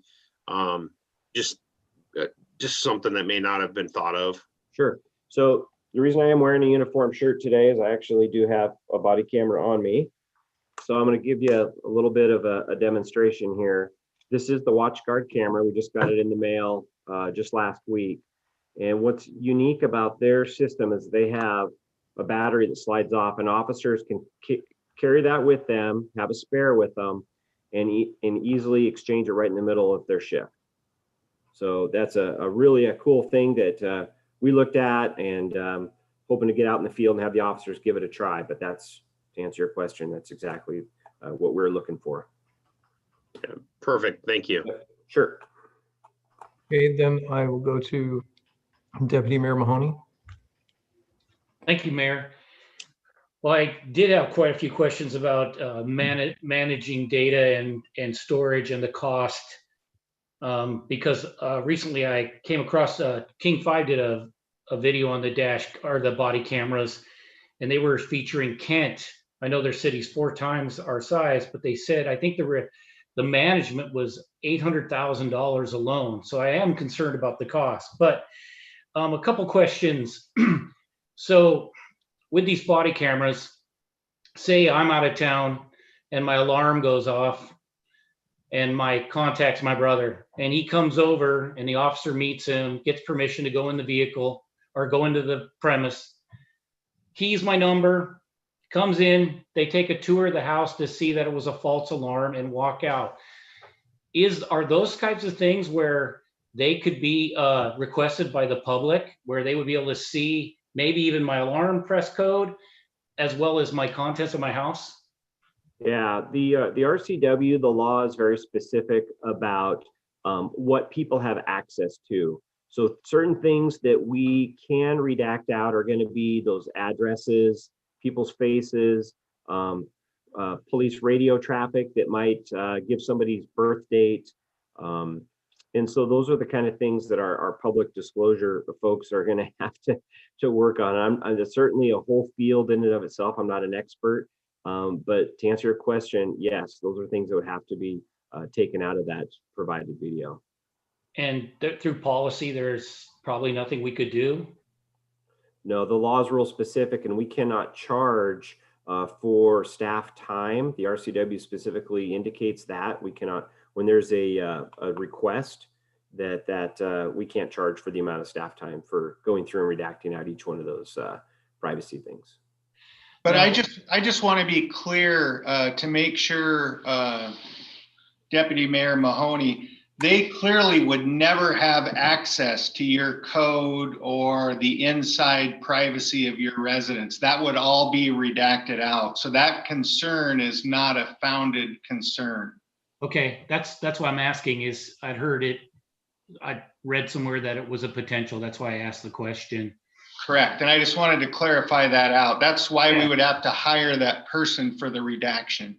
Yeah. The privacy concerns obviously are something we have to take into consideration as well. Yeah, I'll pass on the questions to somebody else for now. Okay, Councilmember Harris. Thank you. So just out of curiosity, who does the redaction? I mean, do we have a redaction officer, or is it the vendor? Our staff can do that. We have 2 staff members that go through, and but we would, with a volume of this kind of recording, which would obviously increase if you were to take a basic traffic stop, you would be increasing the amount of recording. We would be purchasing a redaction software. Mm-hmm. And it's that redaction software that we would purchase along with the body cameras to assist with that. And it's my understanding in speaking with the staff that they have to review that whole video from start to finish, because the redaction software isn't fail safe. They need to make sure that everything's taken out. No, I get it, but it's sort of like with the drones where we'll have to have a police officer who has special training in how to use the redaction software to, tweak it, because it's never going to be 100%. Right. We use civilian staff for that now. Civilian. Okay. Yeah. So next thing, so I just, it's stuck out to me that there are a lot more requests for data on these stops this year, even though, you've got like half the number of interactions. So is that just the thing now that we need to expect going forward? Yeah, these are shotgun requests that go out to all agencies, and speaking with the other departments, these are the same requests that they're getting. So you may have one news agency out asking each one of them if they can have a copy of their video. So we should just expect that that's going to increase a great deal. It's going to be an ongoing thing. It's not COVID. There's a great interest in it. Yes. Okay. And so just Councilmember Harris. Yeah. Councilmember Harris, I just would like to make a clarification at this point on that. And I think Deputy Mayor Mahoney brought up the city of Kent and the $800,000 with the large amount with King 5. We've also done some additional work. And I recall when they put that plan together, they thought it was going to take 4 personnel in the city clerk's office to help manage the public records requests. So I recently spoke with the chief at the city of Kent, and what they anticipated would be 4 members actually is taking 3/4 of a member. So not even one full position to manage their public disclosure requests for the body cameras. And they've got over 100 body cameras, maybe 120 body cameras on the street compared to our 24 that at any one time of our whole division. So when you factor that out, I think we have to really dig deeply into those numbers. And I just wanted to clarify that out for you. Yeah, no, I'm just trying to understand just the mechanics of how it works, but there's a civilian that would do that process. Right. So ultimately, the public disclosure requests are managed through the city clerk's office. Mm-hmm. Okay. They handle that, but we have records clerks that have that ability. And if we get to the point where we feel like those requests are too much, in a matter of true, clear transparency, I likely would be going to the city manager and requesting an additional position, because what we've done is we've cut under tough budget times the evidence technician civilian position. So just so everybody's aware, my plan in looking to the future is if we go to this and we get to that location, I would like to hire, or to that position, I'd like to hire one civilian position that half of their time would go to evidence processing and the other half of their time would go to public records requests for body cameras. And I think we could do that much cheaper with one civilian staff than utilizing our police officers. Cool. So Mayor, if I may just quickly, based on what the chief's saying, if we were to go forward in this direction, there are multiple pieces that would have to be addressed, both the financial, the personnel, the hardware, the ongoing annual costs so we would bring to council a comprehensive program of cost and utilization and value and all of that. So I just want to mention that, because if we start to get out of context, I think it gets complicated to kind of reconstruct it as a whole program. And then the other thing I'd like to ask the chief, you may have done this because I had to step out of into my living room for a minute. Could you describe just technically use of force, what we're talking about? Yes, on the previous forum where we talked about the use of force goes anywhere from the use of deadly force all the way down to grabbing onto somebody's arm to take them into custody, or to taking a person to the ground with a hair hold and then holding them down when they're out of control. So let's use last night for an example. We had an officer pulled up behind a suspicious vehicle. As it turned out, it was a stolen car. So the suspect got out of the car and started to run. So a couple officers chased him. The suspect then stopped and turned and fought the officers and broke away and ran again. So then the officer tased him and they took him to the ground and took him into custody. That's a total of 3 uses of force. So that's in one incident, 2 different officers used force 3 times. So when you look at 50, an average of 50 a year, that adds up pretty quick. And I review every single use of force by our police department. And I can tell you 95% of them are grabbing onto somebody or holding them back from getting out of control. So our level of force here, although it says 50 a year, is those 50 are very minimal. Okay, so just a couple other quick things. On that, tack, if you stop somebody, you tell them, hey, I am about to arrest you, and they voluntarily submit to being handcuffed. That is not a use of force, correct? That's correct. Got it. Okay. Now, does the gizmo, the actual camera, have any onboard storage? Like my camera, all right? Can it store for a couple of hours or 15 minutes? 128 gig. So in case the officer can't get back to the station during their shift, it will all be stored on the device. Okay. And final thing, can we just get a price quote on 2 of these gizmos, or do we have to sign up, do some sort of, pre-thing to get 30 or what have you in order you can buy 1 at a time. We actually did just have to purchase 2. It's hard to get these right now. We put this order in a couple of months ago. We wanted them to give us some free ones so we could demo them, but we had to purchase them. So we did just purchase 2. Okay, so theoretically, we could just get a couple of these and do the beta thing before committing to the full, contract thing.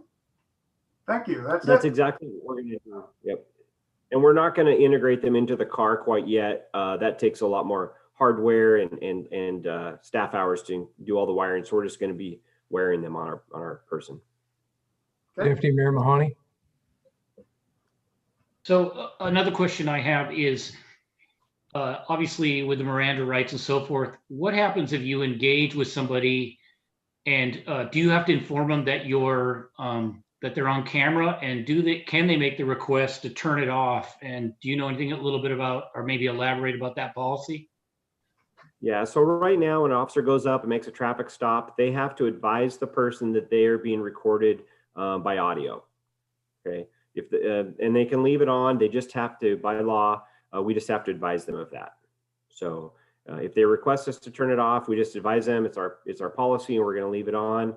And as far as policy goes with taking it into someone's house, that's something we're going to have to take a look at and look and see, what our officers are going to do and when they should have it on, what activates it. Because right now it's pretty simple with the dash cams. We know what the triggered events are, but when are we going to turn it on? Are we going to turn it on for for non-enforcement things, such as maybe a vehicle lockout or maybe helping a citizen, or are we going to, we're going to have to look at all that. Thank you. Councilmember Buxton. Yes, my question was similar to that. Or do you know of any communities or cities that are struggling with any of these privacy issues? So you kind of answered that question, that you do have the option of turning it off. Depending on your policy, I guess we're free to make policy along with our cameras.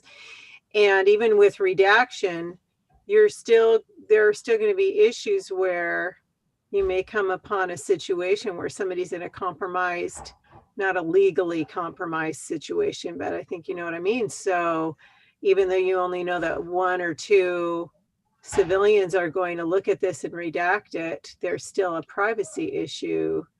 Can you comment on that? Are you aware of any cities that have run into some difficulty with that? So Cal, let me start with that, and then the chief can add if he wishes, or Mike. But so council member, the idea is that there's still some level of murkiness in all of how this is implemented. And I know that a lot of the law enforcement agency organizations are working with this issue to establish what do the protocols look like? What are best management practices? What are protections around privacy? All of that. And that's all, I think, fair to say that it's in formation. And so what we think is that let them do the work. You know, we'll do what we need to, but as we move forward, some of those will become established. They'll become established by rule of law, by court cases, by protocols established by cities, by, you know, there'll be a political aspect to it because there always is something like, you know, kind of the preference of a local community. But our thinking was the questions you're asking are exactly the right questions. And we don't have the answers at the moment, but we think that over a period of time, those answers will emerge because they have to. So that's some of our thought about the beta and just kind of seeing how it all fits. And Chief? Yeah, I would just like to, you're absolutely right. This is a complex issue, but I'll suggest where I see more national issue than with the privacy that you bring up is the one time an officer goes to a situation that probably is going to be a nothing thing and they turn their camera off and then get into a significant use of force issue or a complaint issue. We're seeing more issues with officers turning their cameras off and then having something bad happen rather than somebody being in a compromising position or their privacy. So far, nationwide, that's what I'm seeing with the body camera issue, because we can control the privacy issues. And as you know, in the state of Washington, privacy is of the utmost protections. So the state has been very conscious about protecting the privacy rights of its residents. And so more of the issue is the public trust. Oh yes, the police knew they were going to do something bad, so they turned their camera off that they were wearing, and this bad situation happened. So that's just, so far, that's what we're seeing in that area. You know, I haven't said too much yet, and because, and I want to thank all my colleagues. Many of my questions have at least been put on the table. Per City Manager Mathias and Chief Thomas, I think there are some answers that we need to come up with, and that's why I think a trial period is definitely warranted. I will admit, you know, people generally behave better when there's a camera, but I am concerned about having appropriate policy to ensure that when these cameras go into people's homes, especially over a false alarm and things like that, that this stuff absolutely is not public record, especially if there was no crime found to be committed. It's not evidence at that point, it's just an officer recording. When that camera should be on and when it should be turned off, that's another policy that is definitely important. You've talked about redaction. I refer to it as obfuscation. Then how long do you keep these files? And it seems like there is something in place where we can contract with an organization, cloud storage, that way you can expand as you need to, because I think when you put 30 cameras out there, you're going to get a lot more footage added to what you have with your vehicles and your vehicle cameras. One of the things I haven't heard talked about tonight, and I would appreciate a little clarification on, when an officer goes to someone's home, for whatever reason they were called there, and if they are at the door and they say, I was left with the impression that they have to let the citizen know that they have a camera and it's on and it's running. Well, does the citizen then say, you don't get to come in my house without a warrant? Or how does that get handled? In general, I have to say, I was an advocate for cameras. I have been all the way through. This is a new dimension, and I'm still an advocate. But I want to know about some of these things because I want to make sure we have the right policy so that our officers are protected as well as our citizens are protected. And it's a element of collecting evidence that is helpful to the law enforcement process. Can you give me some kind of idea about how we would handle the situation where someone said, you've got a camera on, you can't come in? Yes, that's a great question. And I think the city manager hit on it best when he said we're still working through to see what fits best. I read an article about body cameras last week, and somebody mentioned a study, or your people behave better when the camera's on or the camera's off. Be careful with studies, because there are so many studies right now on body cameras. I promise you, I can find you a camera that says use of forces and complaints have gone down with body cameras, and others that say it made no difference at all. And I can find some that say they've increased. So I can find a study on body cameras that will tell you whatever you want to hear, which makes me a little bit questionable. But we have to work through and figure out what works best. In Everett PD is just looking at going to body cameras. There was just an article I read last week that said the local chapter of the Snohomish County NAACP or one of the civil rights groups, they wanted body cameras because that's what they wanted for their community. But the statewide group, the same group, but the statewide absolutely did not want them for privacy issues. And then other groups wanted them of the same organization at different levels. And that's the complexity that we're dealing with. And I think at a certain point, and we'll answer those questions that you have. I don't have exactly what we would do now because we need to talk that through a little bit more as part of our process.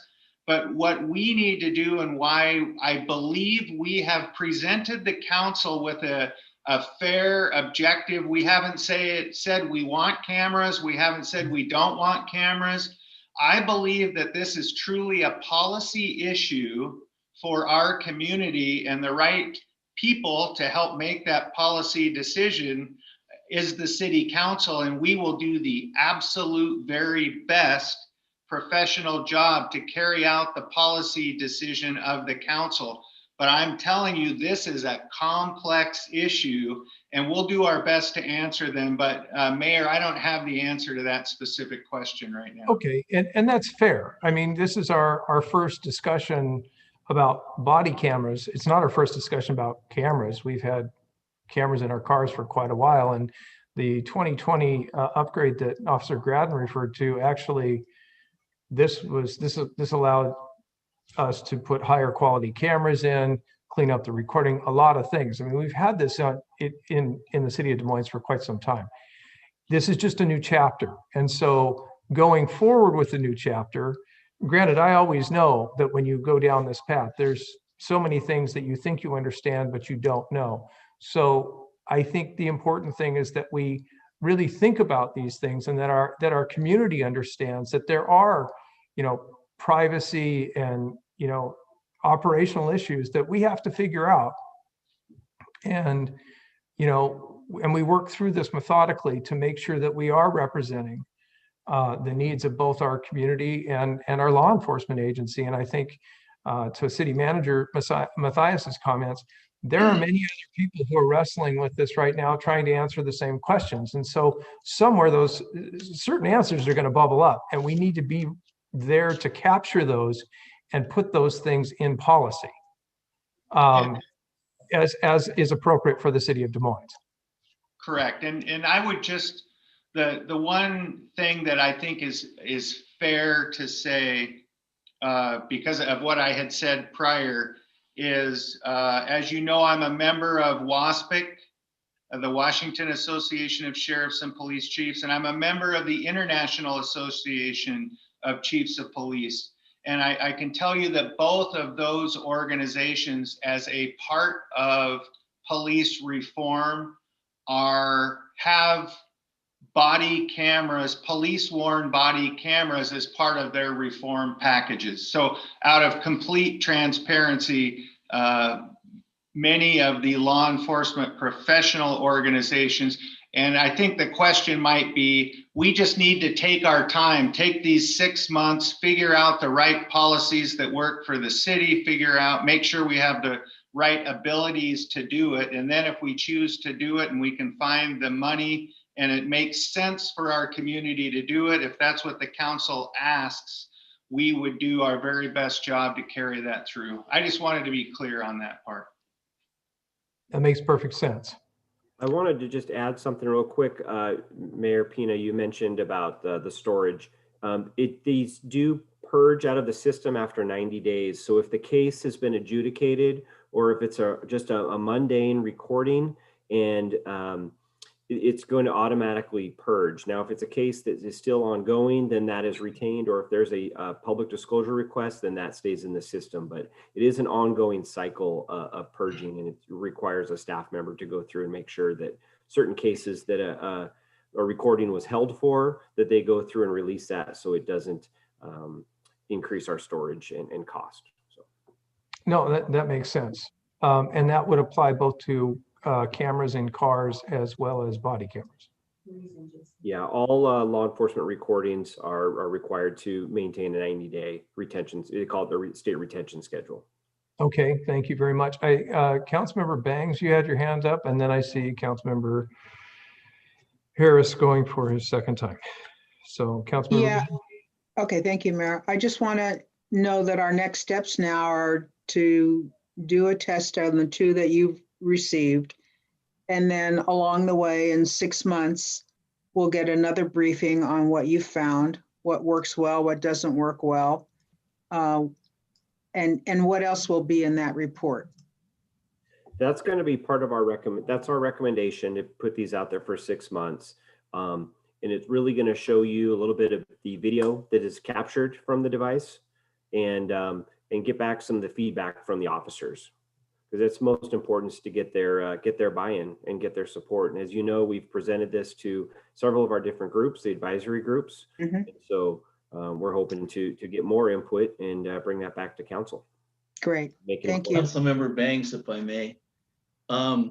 You know, the 6 months also coincides. We put $140,000 in the budget as a placeholder, so that the money's been allocated depending upon the direction council gives.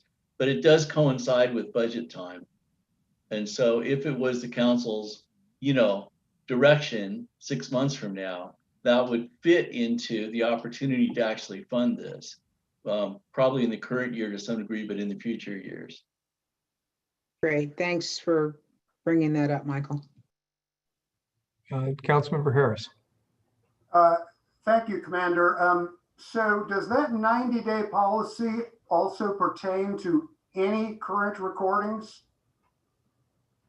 In other words, somebody gets arrested and 110 days from now, the case is adjudicated, but 110 days from now, somebody makes a public request on that particular recording.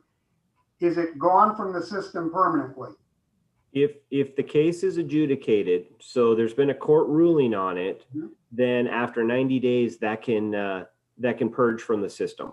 Okay, I'm just making clear on that any recordings of any kind, all right, as long as it's been worked through the system, they're gone.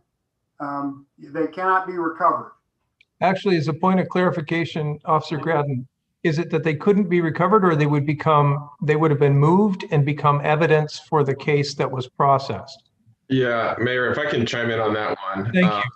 Yeah, when we take evidence, if there's an active case, that usually gets transferred to the prosecutor. So that'll be in their files. probably for well after those. I believe it's probably a year after adjudication, sometimes longer. It's only the cases that just remain on that server that get purged after 90 days. So potentially that recording persists at least for a year, but within another domain, within the prosecutor's office, for example. Exactly. Yeah, we burn those onto disks or we move them into onto our drives. Okay, well, that's a question for another day. Yeah, let's see. Yeah, no, that's hang on, just one little second. I hate to do this to you, but oh man, I can't see it. So while you're figuring that out, I just one more thing to tap onto what City Attorney Tim George said is, when you look at body cameras, when they're on, it's not just cases. There's a lot of video, and then we just mark the cases. But the other stuff, when the camera is on, that's the stuff that really is getting cycled out at the 90 days. And there's a lot of that. Makes sense. Okay. That's it for now. Thank you. Okay. Are there any other council members that have questions? Okay, seeing none, I think we've reached the end of the presentation.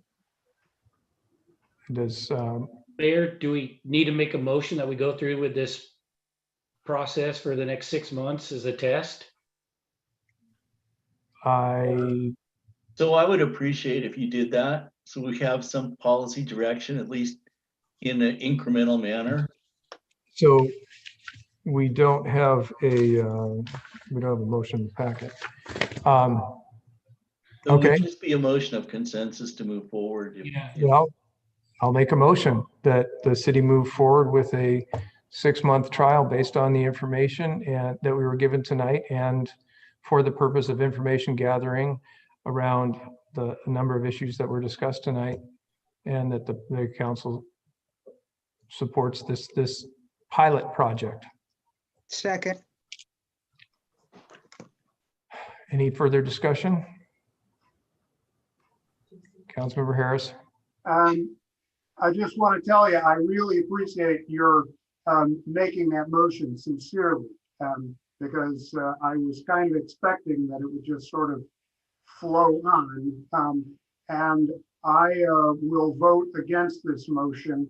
I have not seen any evidence that it just seems to me like, okay, buy the cameras, do the beta test, and then spend $140,000. I object to the notion of putting $140,000 in the budget when that could well have been used for another more immediate public safety purpose.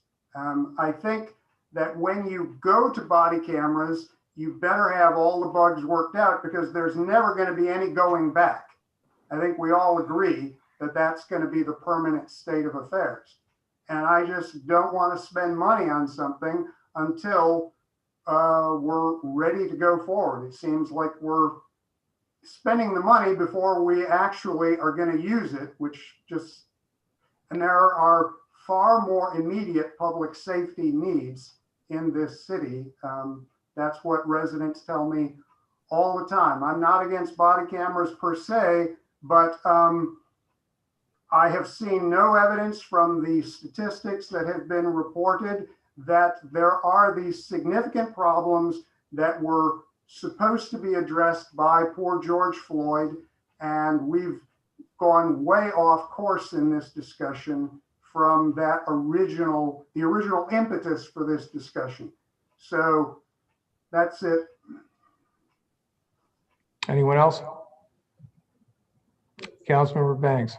I just want to say this motion is simply to have the police department test these 2 devices and come back with information for us that we don't have currently.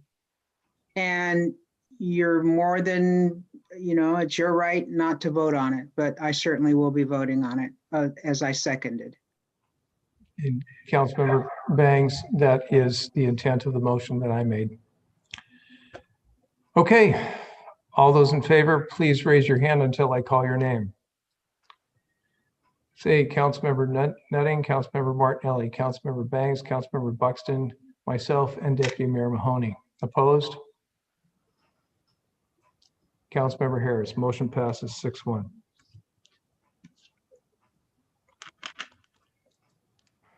Okay. Now it is time for board, committee, and council member comments. And tonight we will start with Councilmember Harris. Thank you, Mayor. First, I want to apologize to my colleagues for butchering the Pledge of Allegiance. We were watching this movie 1776 with the kids, and it's the Declaration of Independence, and for some reason I just conflated when in the course of human events and all of that other stuff. So true apologies. I just wanted to, I guess this is the last meeting of the year, and I wanted to comment that, be careful what you wish for. I wanted to get elected, and I was thinking about when I was a kid that I begged my uncle for months and months to join him on his fishing boat with professional sailors, and I got my wish. Yeah. But it's city government, the public, I don't think understands how complicated it is. And this has been, for me, as sort of a technical kind of a guy, this has been like being in a candy store. It is amazing to me how much stuff has to happen every day in order for a city like ours to run.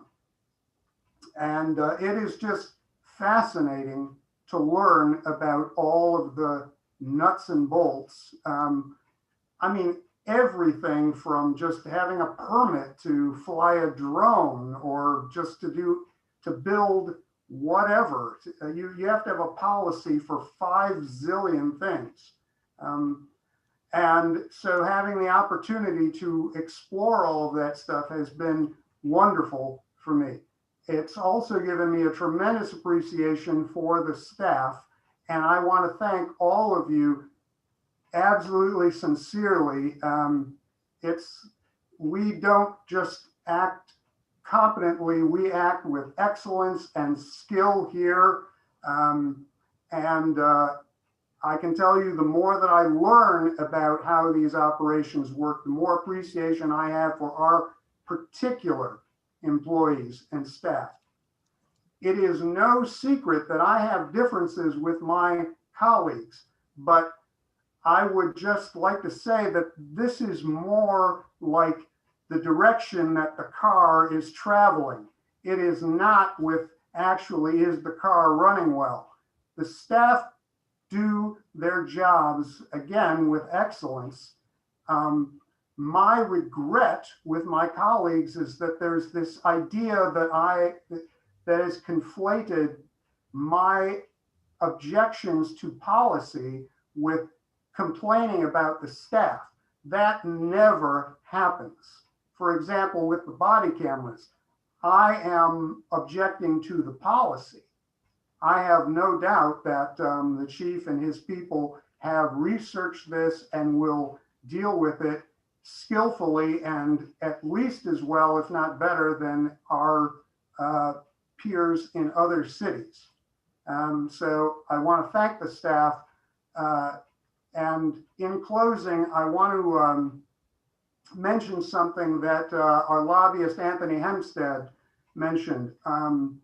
I have been advocating for air quality monitors around SeaTac Airport for a while now, and I have gotten the agreement from our Senator Kaiser and Representative Johnson to put forward a budget proviso, or is it proviso? And I will send all of you, my colleagues, detailed information on how that will work. I will just tell you, you know, I get accused of being rogue or what have you, but your former council members have wanted this kind of a system going back to, as far as I can tell, 1989. We get maybe one study about one toxic element like every 5 years or so. Mr. Harris, I need you to wrap up. Just please, Mayor, this is just once a year, okay? And the one thing, the reason that we can never get good mitigation options is simply because we never have good data. You have to have good data in order to get anywhere with legislation or policy. And that's just something we don't get. There's always some other more important thing that comes along down the pipe. I would just close by saying that I live in Water District 54, and the Water District measures 307 different elements 4 times a year to make sure that water is safe. We measure things having to do with the toxic components of the airplanes every 10 years or so, and just one out of many possible things that could hurt us. And that's why we never really make progress on mitigation. So I hope you will support me in that. And I want to thank you very much, all of the staff, for your support over the year. That's it. Thank you. The next is Councilmember Buxton. Thank you, Mayor. On the 19th, I attended the Growth Management Policy Board, and one of the things they did, or we did, was the approval of Kent's Manufacturing and Industrial Center. And while we did that, I learned something I hadn't known before, that the lunar rover was built in Kent. And maybe some of you knew that, but I thought that was pretty cool. I also attended the South King County Housing and Homelessness Partners Board meeting, and we were privileged to hear a presentation from Master Builders. And it was a detailed presentation. One of the little pieces I took out of that is they will be advocating on behalf of affordable housing, different affordable housing measures in the county. One of the things they want to do is advocate for raising SEPA thresholds to reduce delays, advocate for plexes, duplexes, triplexes, fourplexes in residential areas, and also online permitting, which here in Des Moines we're already doing. Those things all just expedite building and planning.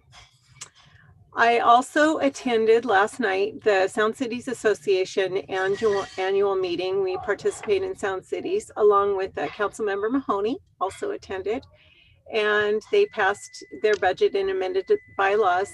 We were able to hear a presentation and a fireside chat by economist Chris Mefford from Community Attributes. And one interesting thing he mentioned is something that I've considered, heard before, is his question: how do we capture in our recovery, as we move into recovery, hopeful recovery here, how do we capture the workforce that was, or maybe still is, leaving our community every day and offer them local opportunities?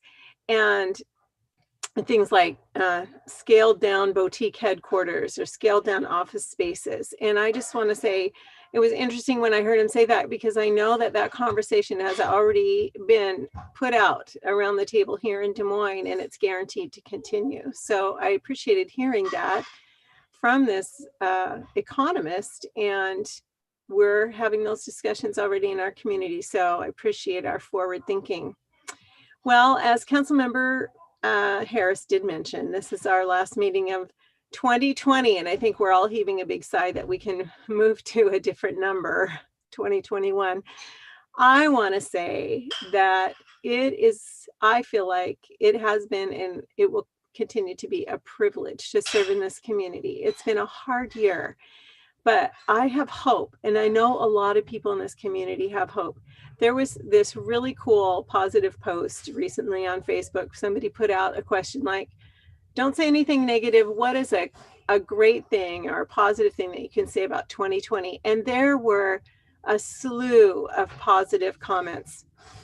You know, human beings are amazing, resilient, relational. We are going to get through this together.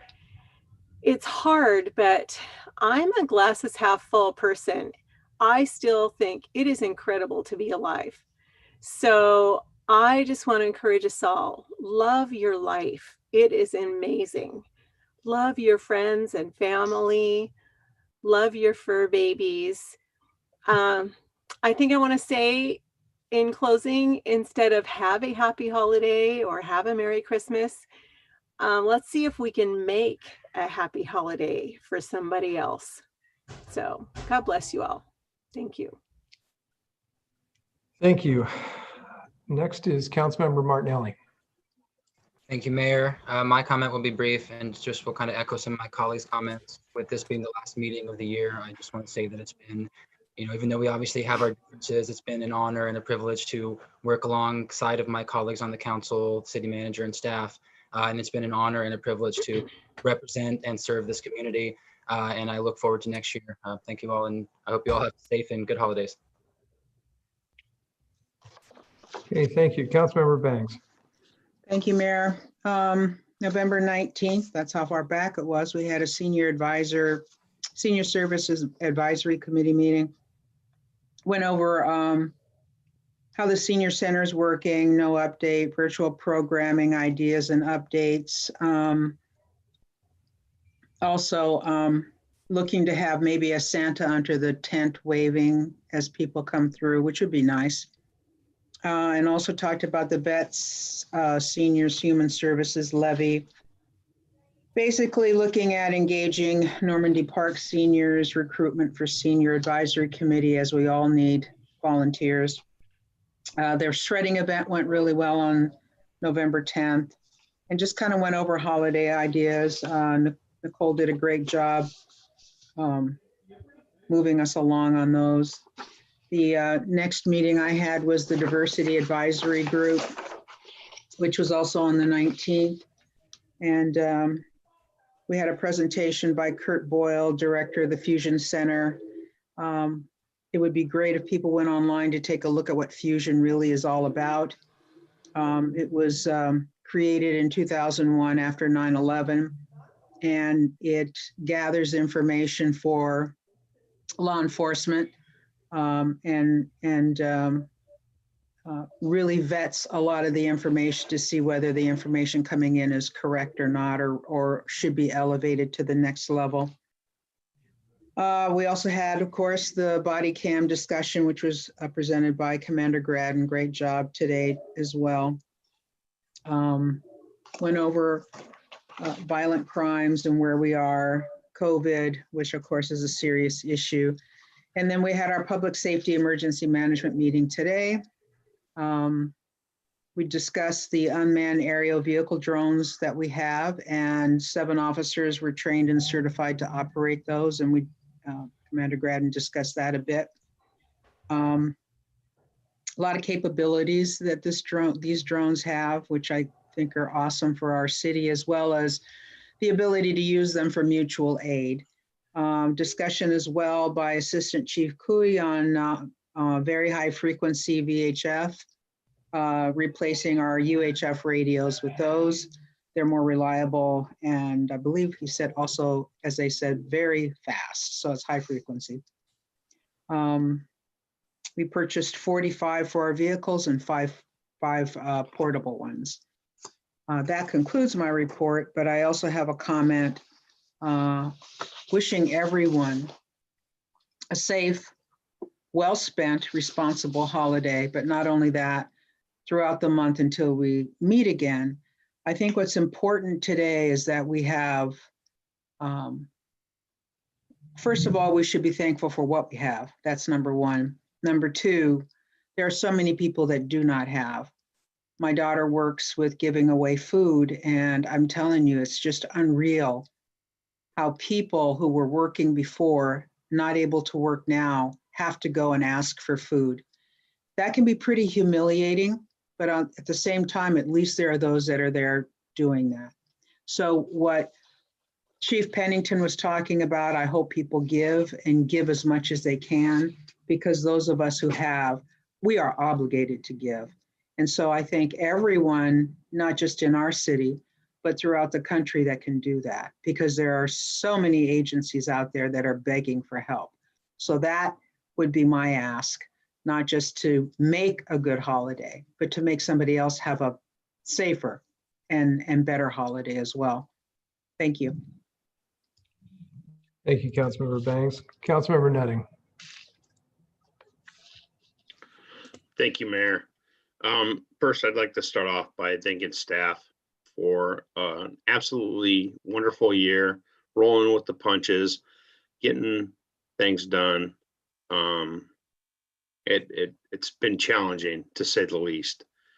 Second of all, excuse me, I want to thank the teachers and the paras and the principals out there that have been rolling with the punches with this unprecedented time,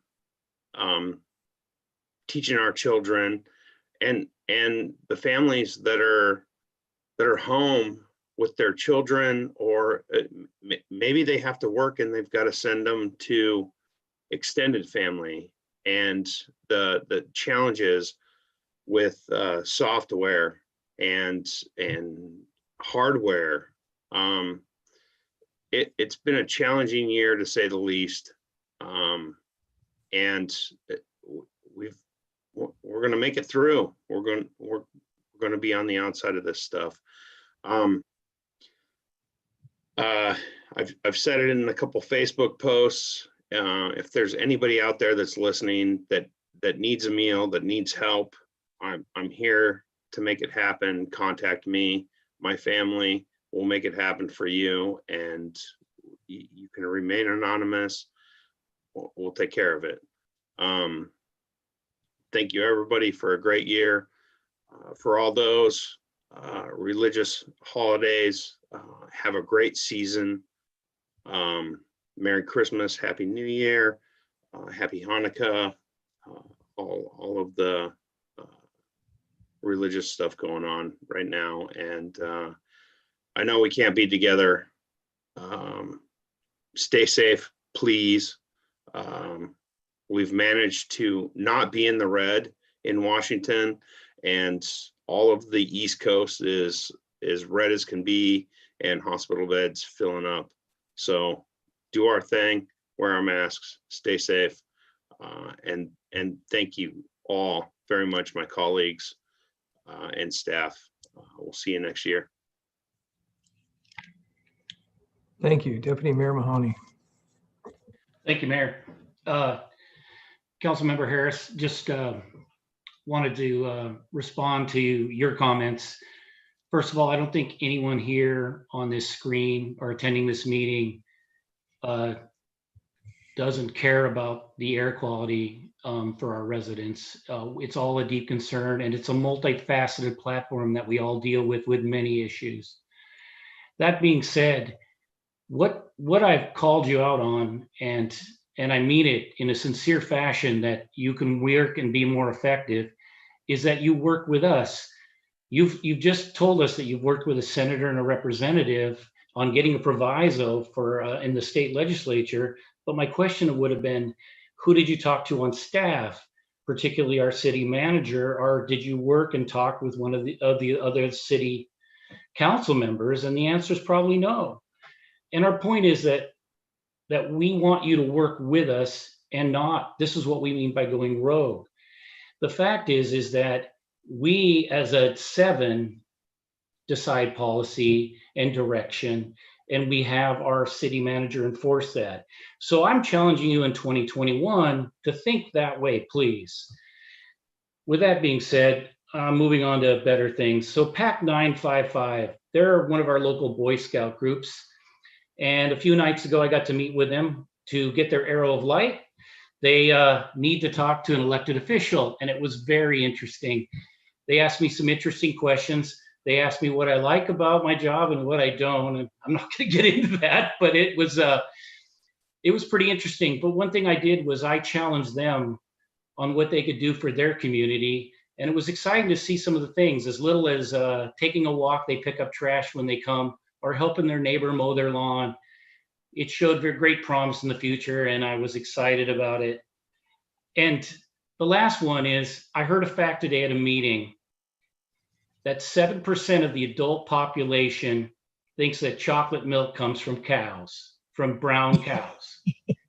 Now that may shock some of you, but my point is this: as I'm wishing everybody a safe holiday this year, and COVID's a real thing, and paying attention to the statistics and facts and science, using social distancing, wearing masks, thinking twice about some of the gatherings that you're going to be entertaining is going to be very important in suppressing the rise of COVID in our community.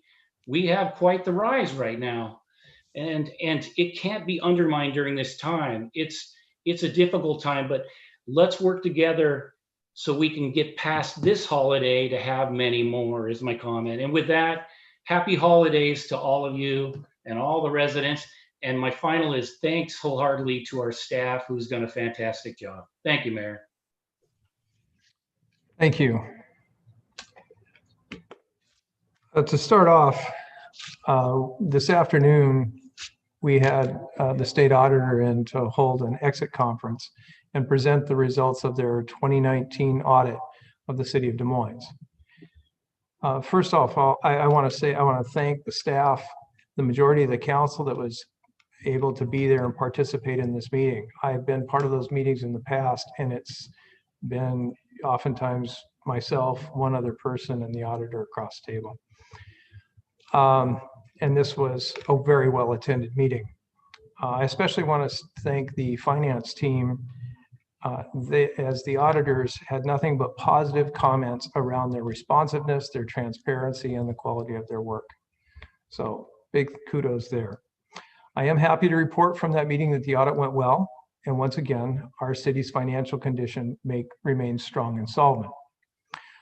I believe that's really a testament to the hard work of this council, as well as the administration and the employees. And in this year of 2020, it was very difficult to get that hard work done, but it did get done. The auditor did issue a finding in regards to a situation that occurred between 2000 and 2018, and it's related to actions by the City Parks, Recreation, and Senior Services Department leadership. Information on that finding, as well as the city's response, is on our website. And so I want to refer anybody who wants to know more about that to please go there and look at the entire document. I also want to shift gears now and do what all of my other colleagues have done, and that is be very thankful that we are at this point through the year. This is the last meeting, and it's been a challenging ride, I think, for all of us. The staff has been amazing. They oftentimes work outside of their job descriptions to get things done. It's been a can-do attitude that has really helped us to move things forward. Our city manager has done an excellent job leading us through this very difficult time, working with his cabinet to make sure that we are addressing things at all levels. It's been tough, closing parking at certain areas, making changes to the way things are. But we had to make those decisions because the main thing is you've got to keep people safe. And although we can't take credit for it, our numbers are pretty low. So at least it means that the message is getting out there. And our communities is hearing it. They're wearing masks. They're being socially distant. They're understanding, they're trying to keep informed. They're understanding how this virus transmits. And I just want to say I'm proud of everybody for doing their best. At the end of the year, I'd also be remiss if we didn't recognize the many volunteers. We, of course, had Destination Des Moines, but we have many, we have the Art Commission that we heard from tonight, but we have many more people that volunteer to help out in so many different ways. And those volunteers have been key to the city being able to do all the things that we've done over the past number of decades. And so I want to thank all of them as well. But coming to a close this year, I guess I just want to join in with the rest of my council members. They all spoke in the same way. You know, take care of each other, be informed, and be safe. And most of all, you know, I too want to wish you, along with my colleagues, the best that this holiday season has to offer for you.